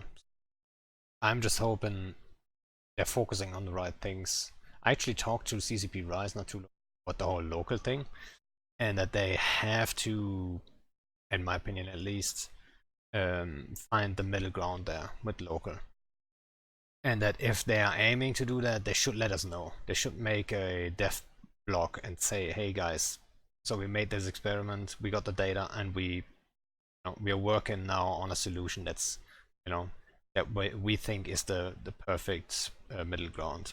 And I think that would just, restore some faith in from the player base into at this point. Yes, I think a sense of direction is something we need. I'm hoping Eve London they come out with something, because CCP. Oh, are you gonna be in Eve London? Oh yes, definitely. Oh, you're gonna meet us CCP Seagull's roadmap was a really good thing, I thought, to announce and say. But apparently, sorry, guys. Helmore was questioned why they've not done a roadmap recently, and it's apparently that they don't keep to them very often. So that's why, which is a shame, because I'd rather have a roadmap and them not keep to it than no roadmap. Maybe other people would argue otherwise, but I'd rather see something, or this is something we're working towards in the future, than nothing. So I was never sure about CCP Seagull. Like I didn't dislike her in any way or so. I just don't know. We don't have the insight, like how much of a driving force she was, or she could have been, because like maybe she was held back, which I kind of get the impression that she had more of a vision for stuff than and she couldn't go through with a couple of things. But I don't know, right? Like it's very hard, I think, from the outside to say which one of the CCP guys or girls is doing a great job and who's not or whatnot. But so I think she always gave me the vibe of she doesn't really understand Eve that well, from a PvP content creation point of view. And so I was never that happy about the roadmap thing. Like I'd rather not have a roadmap, but then over time see some changes that go in the right direction, instead of trying hard to make this roadmap thing happen, which is in the end more of a roleplay thing. I mean, when we're talking about the roadmap from CCP Seagull, I always think about the whole station, walking in stations link with Dust, thing, you know, that trailer.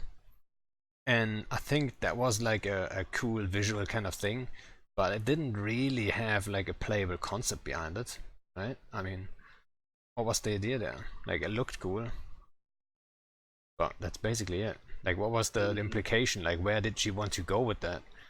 Did she actually want to, I don't know, have the Dust players be those slaves and stuff like this?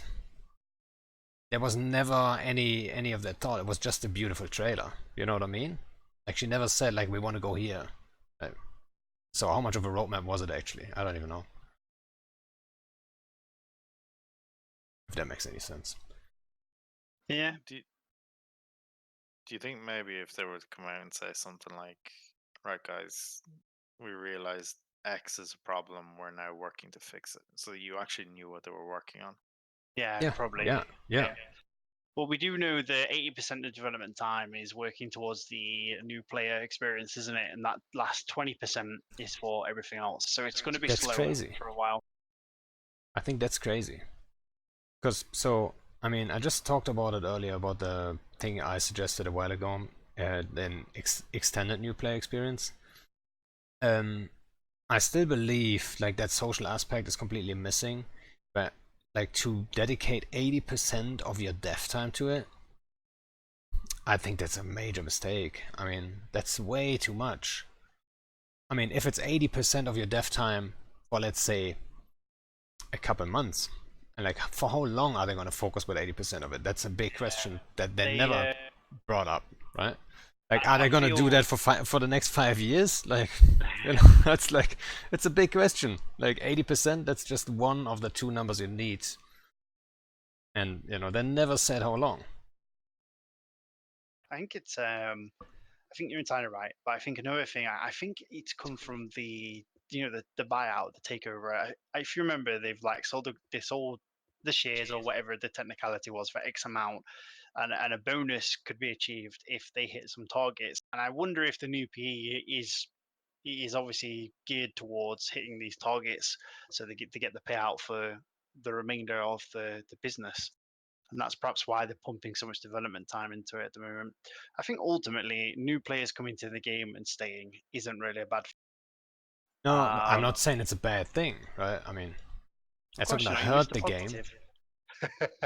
They need to find a way to keep the older players, though. I mean, Yes, Eve they has do. some problems at the kind of more towards the end game that people are just so frustrated at. And I mean, like, if they could just fix a couple of the small things, like even some of the simple fixes, and fix them kind of quickly, even if it So took a month or two, then did it make it like? yeah, I guess it'd be a good way to show your customers that you're not ignoring them because you think new customers are more important. So, There should be. so what I think is, you know what's getting the most new players into an old game? It's probably old players. I'm not even kidding. Like, if like a friend of mine, and I had that before, like years ago, a friend of mine asked, like, oh yeah, like I'm fascinated by Eve and I want to start playing Eve, and I know you've got like a co-op there, like can I just join and stuff? Like, I would never suggest it to anyone because it's such a pain to get started and all that stuff, right? It's very hard to, and then also obviously if it's a friend, they would expect you to hold their hands and la la la la la, right? If they're really motivated, I don't have a problem with that.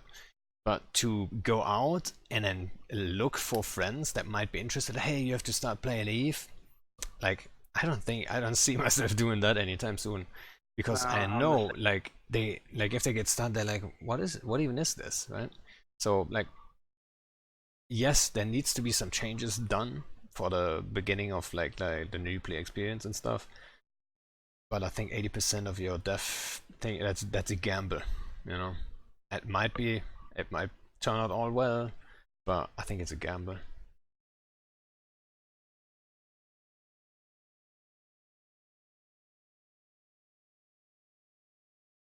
All right. So let me see what else we've got on the list. You guys ran out of things to talk about new players. not really. I just could waffle on about that for quite a while, I think. I see a lot of people saying that like they should bring old players back, right? And I kind of agree with you in some regards. But the game's been around 16 years, and that's a long time for people. Like even if you're a 10-year-old player, a lot happens in 10 years. And I think, you know, they need to bring new players in because these old people aren't going to come back because they've got married, they've had kids, Yeah, they don't yeah, have time exactly. for computer games. Yeah, you said it right. Old people, right? The people playing the game just got older, like, and you're a good example for that. We lost you for a while because you got married. Remember? Yeah. You're And like, I oh, know, I'm out. You came back, but nobody knew if you would come back, and a lot of people wouldn't come back, right? And I know that like when I get to the point in my life where I'm going to have children, I won't be playing EVE Online. Like I won't have the time to, and I know that that's going to come one day. Like I can't play a video game forever, right? So they need new players to replace the old ones Yeah, that leave. yeah, yeah. They need not even new players; they need like young players too. Right? Yeah. Yeah, and I think you hit it on you hit the nail on the head there, saying like older players, like they're just old, and it's The just best like the best Eve years. That's fucking brilliant. These are my best Eve years. I need to make the most of them. That's brilliant. yeah, but I mean that's how it is. I mean, what age did you start? How old were you? 19. What about you? I'm 32 now for reference. I would have to. What is it? I think 2008 is where I started. So yeah, 19 kind of. Yeah, exactly the same age basically. 14. You started with 14. But yeah. You know what's also like a problem now? If there's new players, let's say there's like a 14-year-old Dark Shines coming into the game, that dude would be fucking annoying to you, right? No, he'd be awesome. Nah, I mean, Well, awesome for a in, 14-year-old, but hold in on though, because general, in my life we have members of the alliance that are very young, and actually they're pretty all right. Their on immaturity average, shows through sometimes. Well, there's one in particular that I can think of. I'm not naming no names, but he's 17 years old, and yeah, he's a good guy. well, I'm not saying the young play like all the young guys would be super annoying or anything. But like in general, 14-year-olds that would start Eve now, they wouldn't find that group easily to fit in, because all these groups, they're way older. So there might be occasionally like a 17-year-old or a 14-year-old sticking to the game, and they're gonna be staying in it. But most likely because they're not as annoying as other uh, young guys to the older guys. You know what I mean? That's why the guy you're talking about is probably still around, because people are putting up with him, right? But I on guess average, I would say it's very hard for them to stick to the game if there's no other, the age is so much higher here. You know? like it depends. Like if you're joining, like if you, well, when I started playing Eve, it was spaceships, and I loved spaceships. I wasn't in a player corp for like a good while because all I cared about when I was playing Eve was spaceships, and I got to fly a spaceship, and it was awesome. The age thing never came into it, from what I remember. But like if you're joining a corp where you're getting into a group where everyone is like 30, 40 and older, and you're 40, then obviously there's a big difference in your interests, probably number one. And yeah, basically what you've said there. But I think that's based on the assumption that you would join a player group straight away. You know what I mean? Like a lot of But people yeah, I might not mean, want to do that. I don't think younger people have the patience for the game. Like when I was 19, even then, I mean, the game was a lot different then, but even then, I struggled. And I played Eve on and off for years. And it was when yeah. I was around 25, 26, I came back and this is a really good game. Like, you know what I mean? I'd aged to the point where I was mature enough to play Eve online. Yeah, I mean, I used Eve at the beginning. I used Eve as like a counter to CS. Like I was playing hardcore like CS back in the day, like in leagues and all that shit. And like I kind of used it as like a casual kind of thing, like almost like browser games like O Game and all that stuff. You probably do, right? Yeah. So like I almost used it in a similar way because it had this long-term thing. It would work in the background, it would scale my character up over time, and I wouldn't have to log in. So I could play CS all day, every day, and then every now and then I log into Eve and do stuff there, right? So it was kind of that thing for me. And then at some point, like, it switched basically, right? And no Eve, no CS is like uh, the side game. Nice chill thing.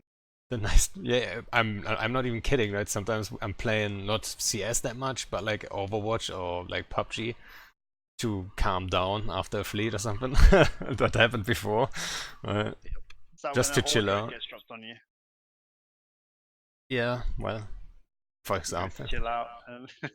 I don't know about you guys, but I think FCing takes a lot of focus and stuff, and sometimes it's nice to just play a mindless game that you don't have to concentrate. Yes, yeah, 100%. Yeah, unless it's playing PUBG with Kendarr and getting run over, right? Yeah, where he runs you over with a bloody jeep, Kendarr. I've not Remember? played that game since that Yeah. traumatic Actually, experience. We played you like two twice. both have that in common because you shot me in the back, Pando, and he ran over me with a jeep. Oof, Well, Pando. that shooting happened a one man in the time back, in like how quick- in a thousand matches. Don't listen, guys. Don't listen. In 1,000 matches. Nope. But yeah, I mean, having that little side game, I think a lot of people have that actually, right? They play a lot of Eve. They always have like some game they fall back to just, get their mind off Eve a little bit. It's kind of weird. It's almost like get your mind off your job, You're coming home, you're doing something else. But could you imagine, like, let's not use Delve an example, but could you imagine every region was as busy as, say, for example, Esoteric? Like, if Eve had that population, it subscribe to wouldn't be a slow Pando? game Yeah. because you could That's log in, so you go hot. next door, and you Thanks for the instantly sub. get It's you know, Galkin. what you're looking for. Like Love you they too, have Galkin. in PUBG, right? They drop out of a plane, they get a fight, and then they start again. And you can do that for hours because you're constantly doing what you want to do. You're not sitting cloaked looking at somebody, and waiting So, to see can you catch them. That's what I So what- said earlier with the 10 times the population. Just imagine. yeah, so what we're saying is we need to cut the map in half and only have half the space. Go, guys. Go get a new home. But Mm, cut who's off, and Yeah, that's the thing. I know. Maybe the gate idea is better there. That hey, this universe, or no, this cluster, because I think New Eden is a cluster of part of a galaxy, right? That's been kind of like mapped out and gated. So the cluster would be, I don't know, imploding or something, and we'd have to go to the other half of the galaxy. I mean, let's just say they're going full on Cut crazy and they're high-tech. listening to you, right?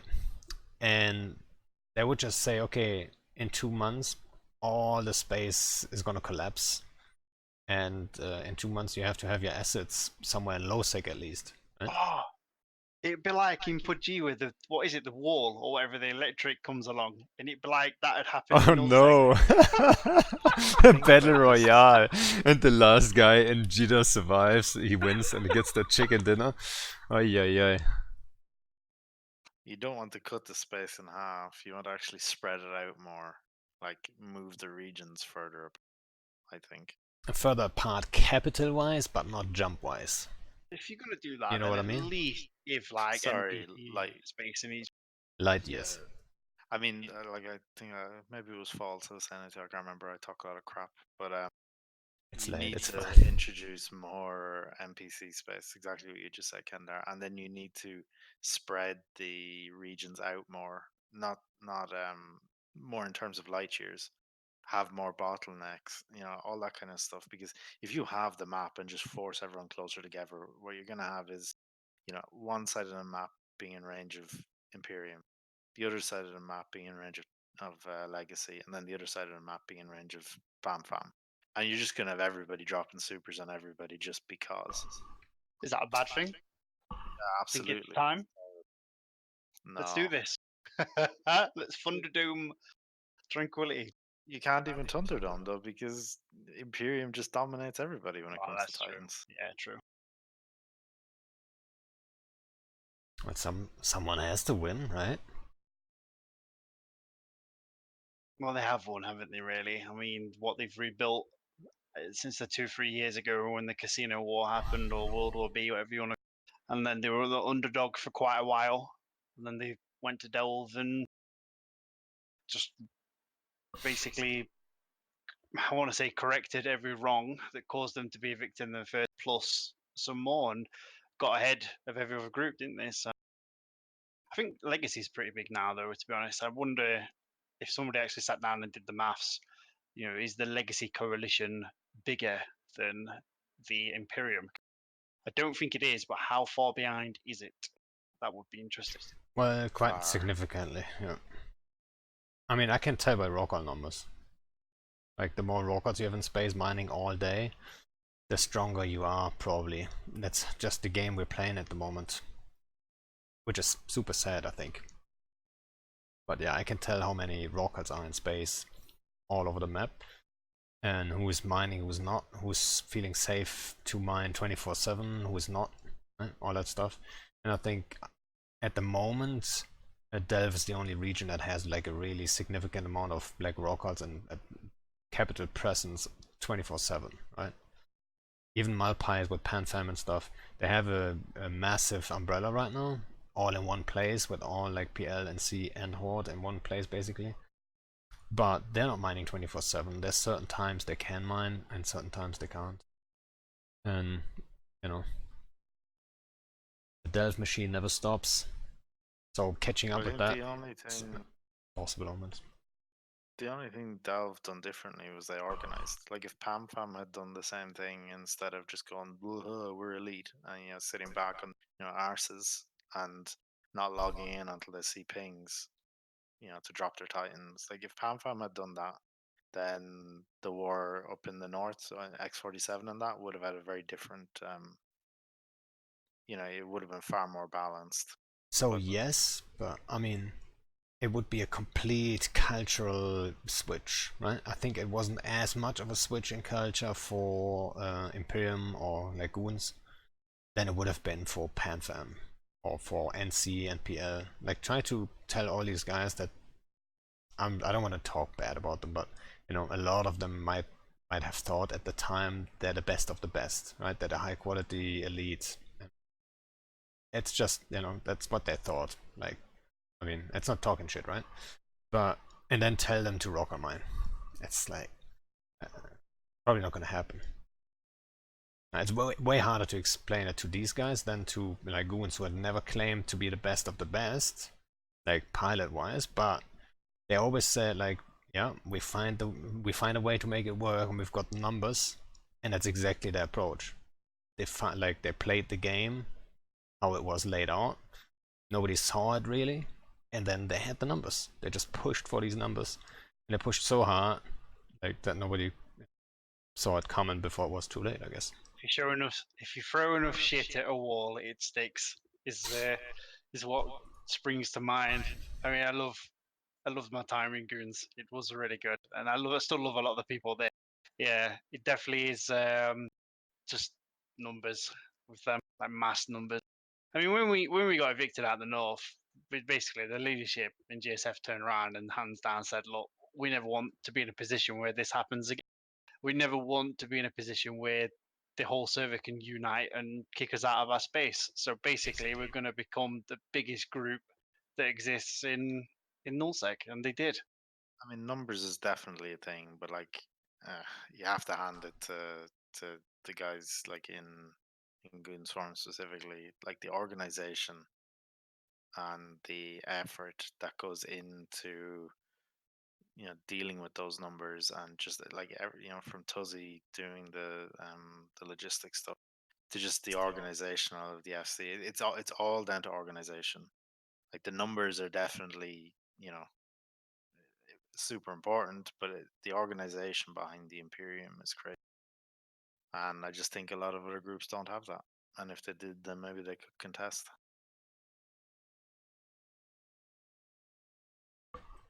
Yeah, I mean, it would be well. Let's look back in EVE history, right? So I think we used to be in a similar situation when Bob was around, and a lot of people thought, yeah, well, Bob won the game and stuff like this, and they're unbeatable, and then they got beat. Not beat in a normal kind of way, but they got beat. Like, where's Bob now, right? So it's not impossible. Well, yes, a lot of them are in NC.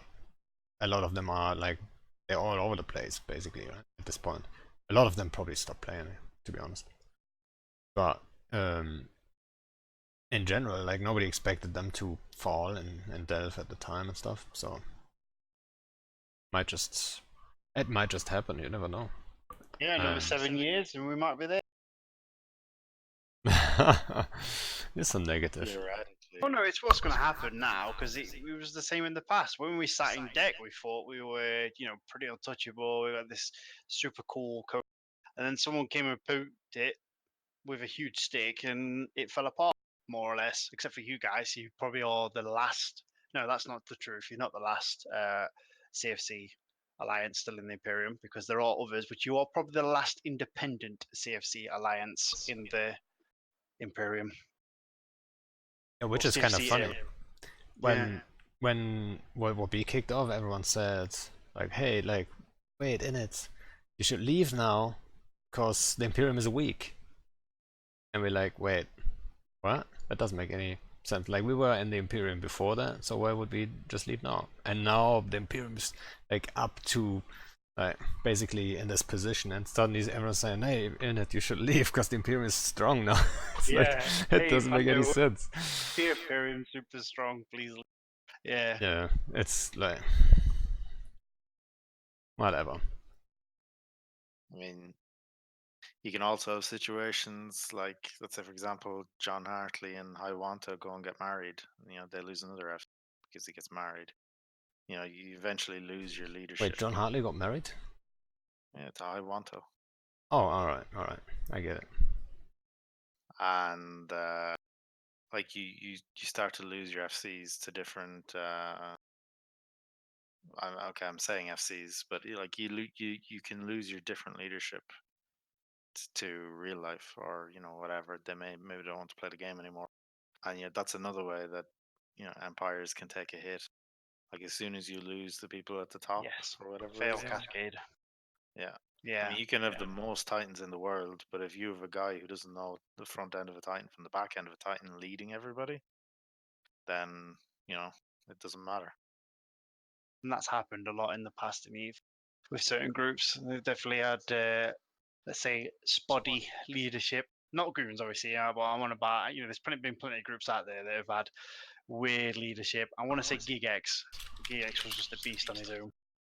I mean, CO2 is a great example, though, because CO2, love him or hate him, but they gave content. They weren't afraid to, back down.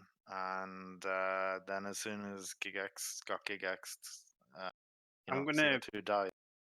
I'm gonna put my son across and die here, but I do believe there does need to be more independent alliances in the game. I think it would generate more interesting. But I also completely understand why everybody chooses to join a coalition, especially if you're not part of a coalition. At some point, someone's going to rock up and shit on you as a coalition, and yeah, I think it's kind of a little bit tricky in that regard. Certainly with my own alliance, which I like to claim it isn't part of any big coalition, except the Snuff Trigger coalition. Happy is recruiting, guys. Yeah, it's at the Snuff Coalition, whatever that's called. We are officially Rakapas Snuff. Cartel. Yeah, the Rakapas Cartel. Yeah, Well, it's not complete, right? no, it's not. But let's just remember, like, that's more with my alliance. It's about ties that you generate in this game, and all because I've left one group, I'm not going to all of a sudden cut away like all my friends that I've had while I was in JSF, such as yourself and Shines, and such as High in Snuff. So it's just how the cookie crumbles at the end of the day. These are your friends. These are your people that want to help you out in the game. I have to go emergency AFK. Just keep it up for like 10 seconds, okay? Let's just stare at each other again there. Yeah. So what are the fights like in Tribute? Should I come up there with No, 200 dudes? stay away. Don't bring your dirty blob over here. I'll tell you what. What would you do if I attacked your jump bridge in X47? Would you like send Pando after me, or would you send a lesser capable FC that I could perhaps have a good fight with? I'd ping John Hartley and ask him if he could go and do it. Crisis averted. Sorry. Welcome back. So the tribute is quite interesting.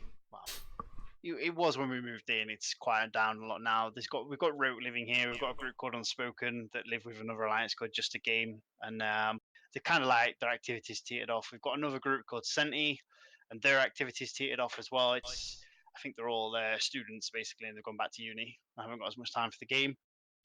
Vale is constantly on fire, getting shit on by somebody. There's a group there that lives there called Reverberation Project, primarily USTZ, and then there's the Forsaken Empire guys, and I think they're led by a guy called Lord Savant or Lord Servant. And there's a lot of fights that happen around that. We see the usual stuff happen. Small group gets attacked by another group, small group, bat phones, big block comes, fight ensues. But Snuff are quite active in these areas at the moment, causing timers and trying to get fights, because I think they've got to a point where they feel they're in an awkward place where they're too big to fight too small to fight a coalition, because they are like an independent alliance, but they're too big to sort of like shit on smaller alliances all the time. So they're trying to find fights, and they are getting fights actually in Vale, in the USTZ, some quite decent ones. We basically, sorry. No, go ahead. We basically end up fighting, Bandalogs and FXR. I've got a lot of respect for FXR. A lot of respect. They're a really decent alliance. They always give fights no matter what. I remember our we had a campaign. Was it the X47 campaign? Yes. Maybe first. Yes. And holy fuck, FXR were red, and they gave us the biggest headaches just moving fleets. They had dictors following you, in like insta warp tackle scepters. It was the most annoying thing. They just never gave up. Yeah, you have to respect them for that.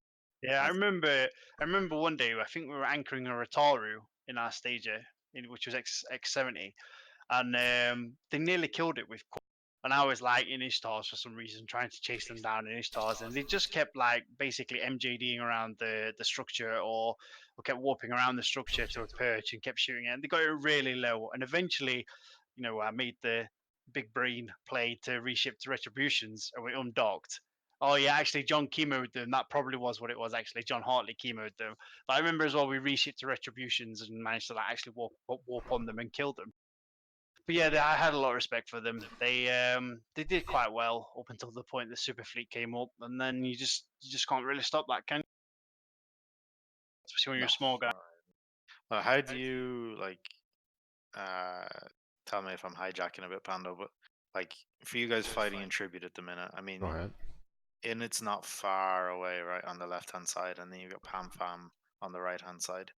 Like, are people still dropping caps even though the threat of the bigger guys coming in for cap kills, like, is stuff? And I'm not asking to try gather intel. I'm just like, what I'm trying to do is put myself in the position of an FC who has to think about these things. Like, do you guys worry about dropping caps because in it might come in, for example, or is it just? I don't know if you remember, you did. We had a Fortizar anchoring in AW1 that belonged to our allies. You mean the one time I moved my scout through there to jump in a wormhole and you hyperventilated and called me, Pando, I know you guys are coming. I saw your scout. I know it's you. I'm like, what? What are you talking about?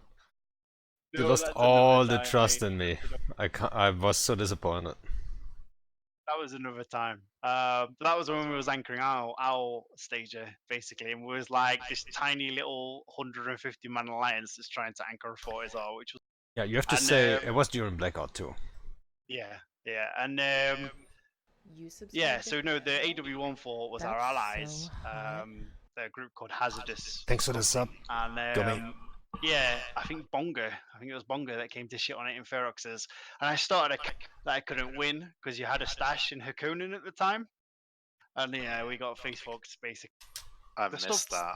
The sub I fight we wasn't won. there.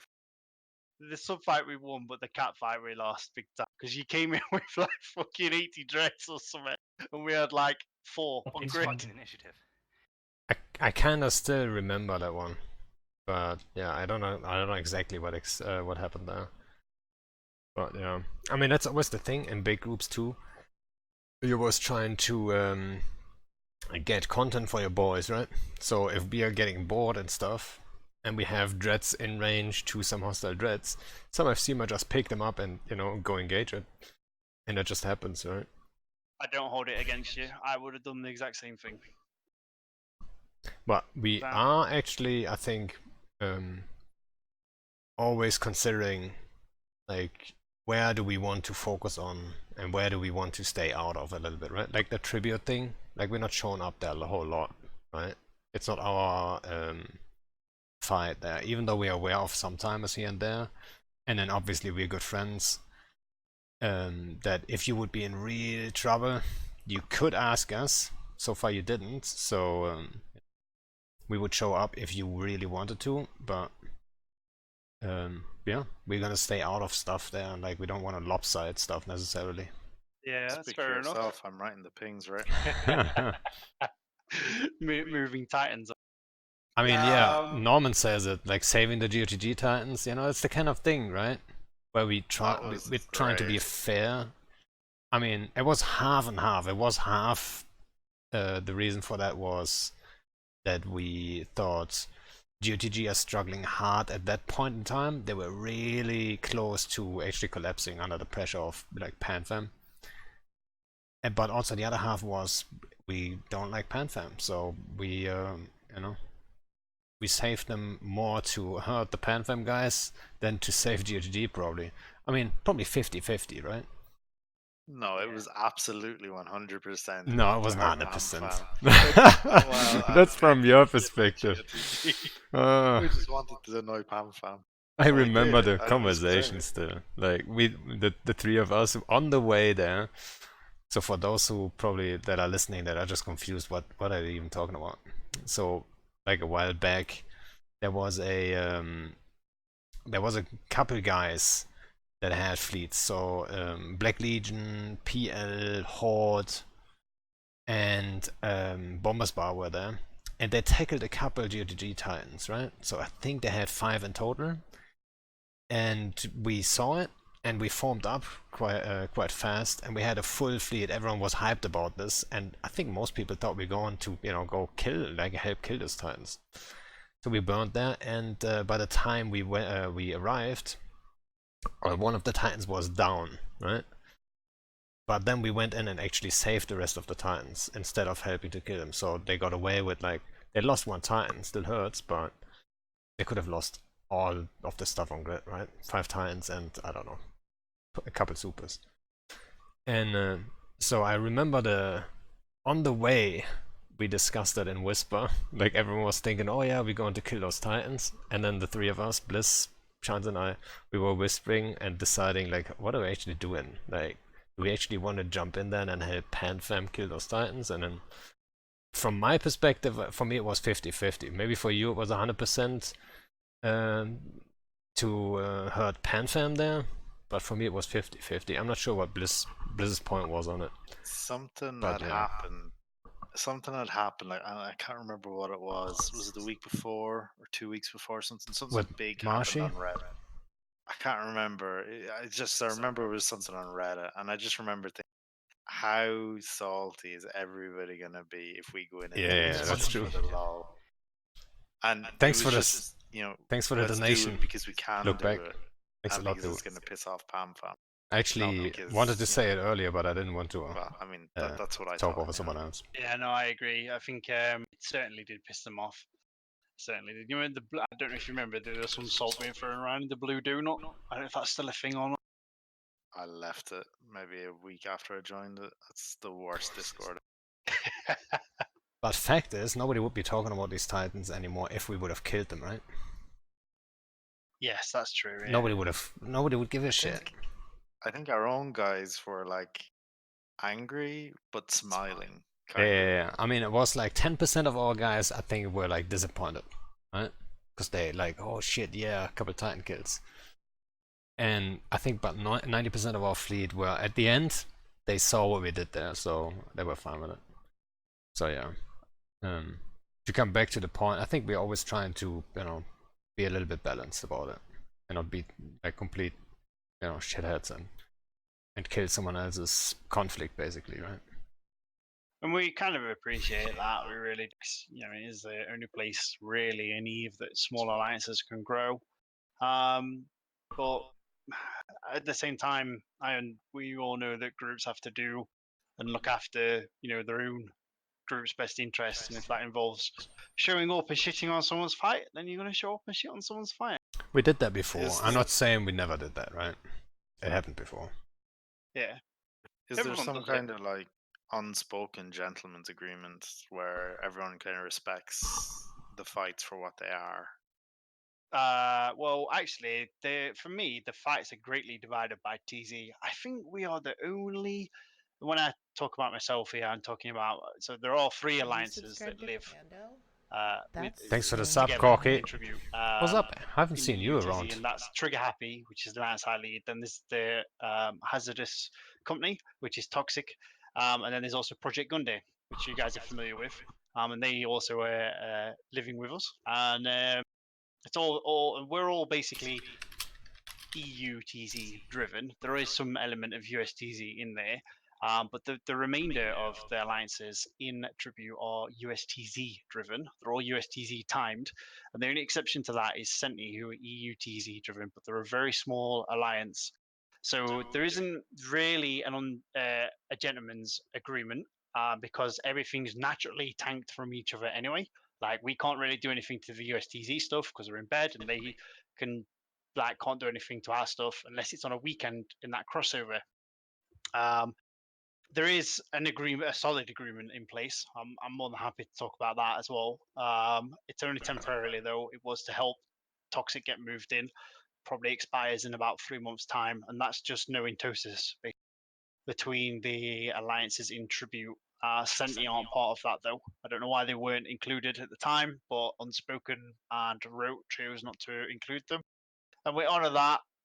I don't know if we'll continue to honour it long in the future. I want to say hopefully, because I hate fucking Intosis, but whatever. Get on with it. I don't hate it actually. That's a Well, lie. It's fun sometimes.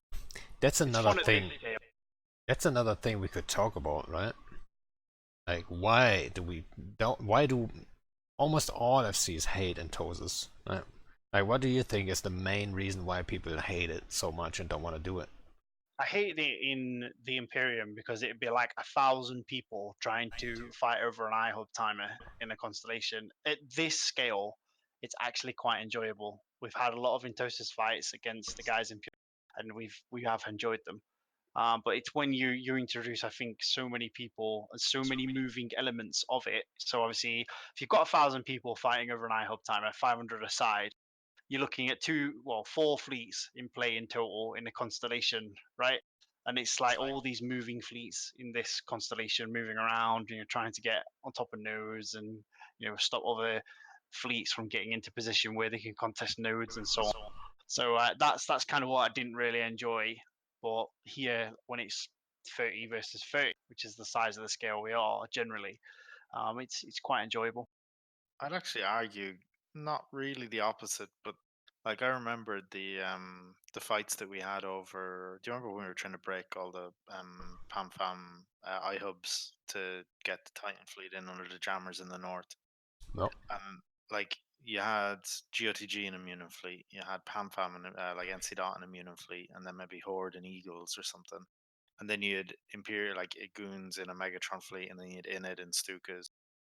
And it was like chess pieces moving around the board between 3 or 4 systems, and that was actually quite fun because one But fleet wait a would second. engage. Oh, sorry. Yeah. Go ahead. No, what I wanted to say is it was fun the 3 times it happened, right? Let's not forget. Exactly. And it when I say it was fun, it would have been more fun without all the tie dye, obviously. So, And I Bob, don't know. Yeah. But the question would be, why did it only happen 3 times? Right? If it was fun. Well, yeah, but like, we didn't do it for the fun necessarily. We done it so we could take down the IHO. Yeah, sure. I mean, But this so, sparks another discussion as well. Sorry to cut you up there, Pando. oh, But what? we could break this into is like how relevant are flex structure jammers? Because if you're attacking the iHub, which was primarily to remove the jammer, then is there a problem with the jammer mechanics in the game? But yeah, go on. Sorry, you were saying about Intosis anyway. We can discuss that later. Well, so wait a second. So you said about jammers, said it again. What about jammers? So the reason we used to attack iHubs. Oh, when I was because in they were Terraria- jammer based. Yeah. Well, that's still the case though. It's If you easier reset the though. It's easier to kill the iHub than it was to kill and deal with the jammers, isn't it? That's what we're saying. yeah, The it still problem is. with the problem with the jammers at the minute is even if you go in and you take down all of them, at least if you kill the iHub, you are 100% sure that your Yeah. super fleet is not going to get locked out of a system where maybe a third or half of your super fleet already is. So Sure. like knocking out the iHub on something is that 100% guarantee that there will be no fuck up.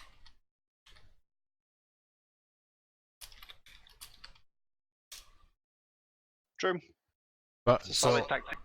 I would argue though that the reason why soft timers are not popular for FCs is the mindfuck that happens with all those nodes, right? So basically, whenever you do soft warfare, you can't FC it on your own. You can't do it on your own. You always need that one guy who helps you with entoses and all that stuff, right? And I think it's just the idea behind it is a great idea, because they created this node system, so you have to split up your forces to some degree and stuff like this, right?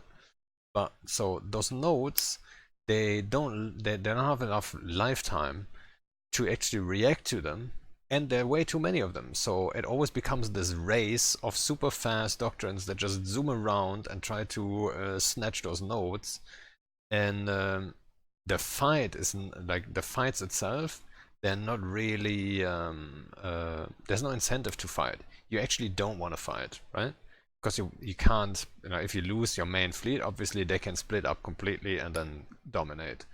But a lot of times you would just want to make it painful for them, or you just take that one position and camp them out, and then you can enforce all the nodes behind you, and you on just chance based have more control over the nodes that are spawning and stuff like this. So the fight itself is not what you're aiming for. And I think that's just because there's too many nodes. If you had like 3 nodes at maximum, and their lifetime was a little longer, so you could play ahead, um,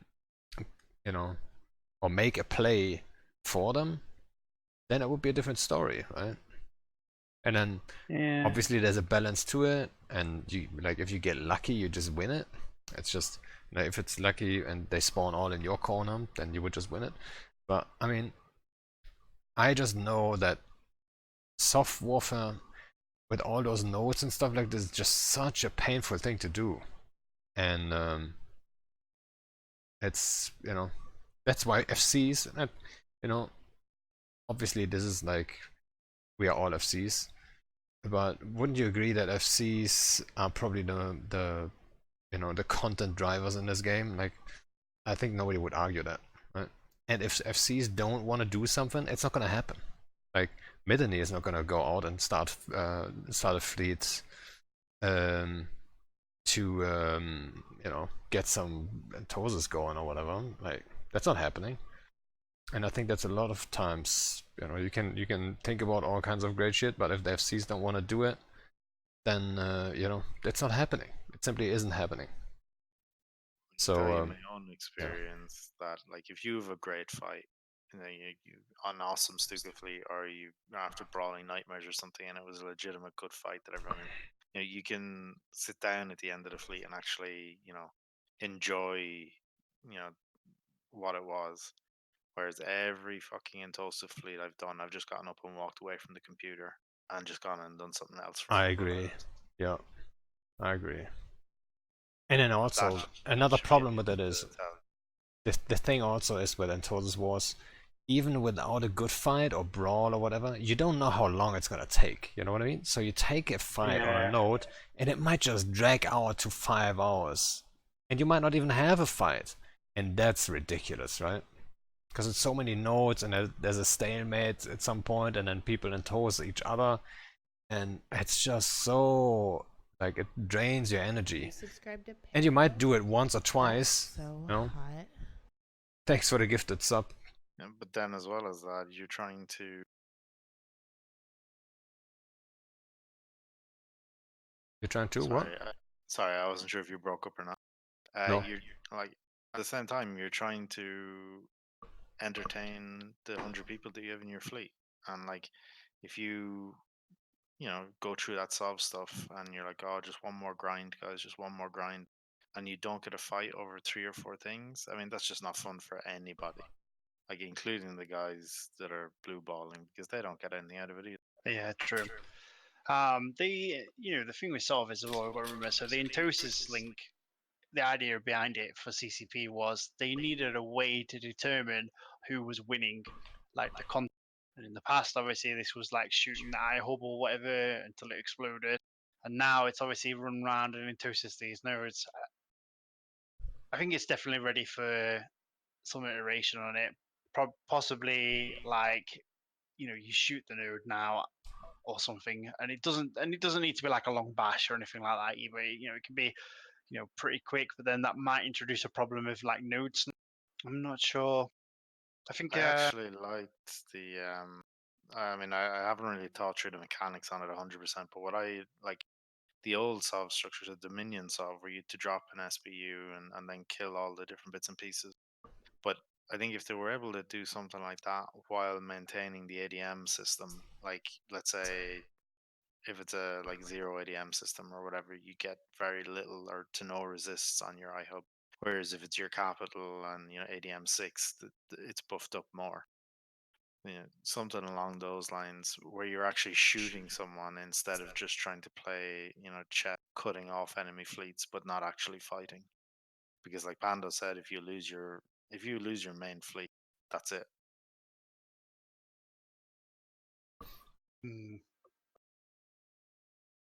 I think we're ready for.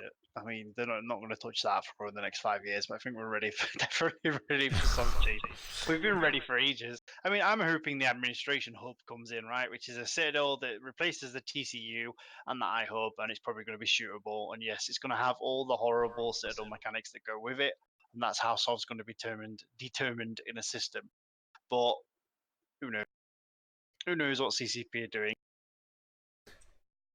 Well, we're lucky if CCP knows, right? Because that's the thing. Like, I'm pretty sure we're still waiting for the forward operating bases. Is that what they called them? FOBs? Yeah, which was meant to be like a rapidly deployable one timer structure that would like be the equivalent of a small POS. But and then there's the administration hub. There's the observer. You think they'd kind of like keep pushing with the structure stuff really, and kept going that route for a little bit, and just start and tidy off all this stuff. But again, Yeah, who we'll knows? see. We'll see. But I still think like the whole soft thing, we had less nodes in total. That would help a lot with FC. I mean, FCs are clearly willing to sacrifice their time to actually make stuff happen for their guys, but just make it so there's a higher chance of actually something happening that's engaging, that's kind of fun. Just give us something. But like at the moment, it's just a headache. It's so crazy.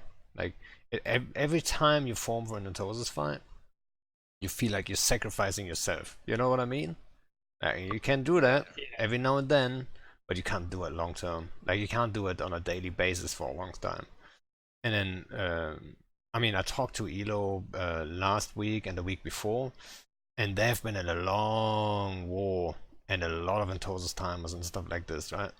And I mean that must take a toll on you to be in a war that's so long, and then you might not even have a chance. They're fighting Legacy, right? And now they're getting backed up by Imperium, and then suddenly you know, all that effort you put in is wasted. And your guys didn't even have that much fun in Entosa's wars in general. It's Munins versus Munins, which is another issue in the game, you know, the whole Munin thing. We could talk about doctrines for hours too, I know that. I know you've got an opinion on Stukas too. We're not going into that. I told all my alliance as we were coming home from my fleet, I said, I'm going to go on Pando's show now. I'm going to tell him Stukas are bad and get him. Well, I'm more than willing to talk about it. But I think we're actually pushing it close to 3 hours now. We are. And since you're a married man, I think I'm just gonna let you guys go. So I think we're gonna cut it off here. If anyone in chat has like a super important question, now's the time. Other than that, thanks for showing up. I mean, the plan today was actually to have Kendarr and Elo on, but Elo, I think he fell asleep. He probably is busy from the war, and all the Entosa's stuff is probably taking a toll, so he couldn't make it or whatever. I have not heard from him the last 2 days or so. Can we get a Pano room tour? Maybe next time, not today. All right. Yeah, thanks for showing up, Kendarr, and also thanks, Shiny Boy, to quickly jump in. I think it was kind of interesting to get the Capital FC perspective of things. Thanks, Pando. Appreciate it. Yeah, and I hope the guys on stream enjoyed it. And for all the guys that like asked all the questions in between, obviously it's very hard for me to like read all that stuff and then not lose track of the conversation. I think that would be bad. So if you have any questions, just join the Discord. I'm gonna ping it right now. There you go. And then you can always ask us there, right? I think probably all FCs in the game are probably more approachable than you would imagine. Oh wow. A load of people have donated this to me. I thank you very much, guys. I appreciate this donation. I'll ensure that our guys receive that. Thank you very much. There you go. If you wanna support a new and up and coming small alliance, there you go. Kendarr is the guy. Like if you have any spare ISK, right, give it to Kendarr. He can make use of it and buff that SRP wallet. I promise I'm not gonna quick form and destroy all the good fights there. So if you're part of Try or whatever, or whoever's in there, like don't be afraid.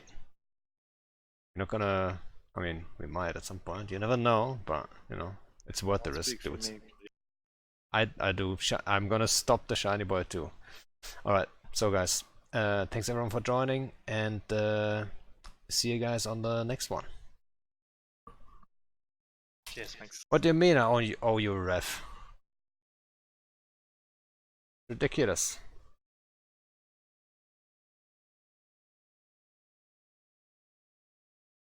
Alright, see you guys.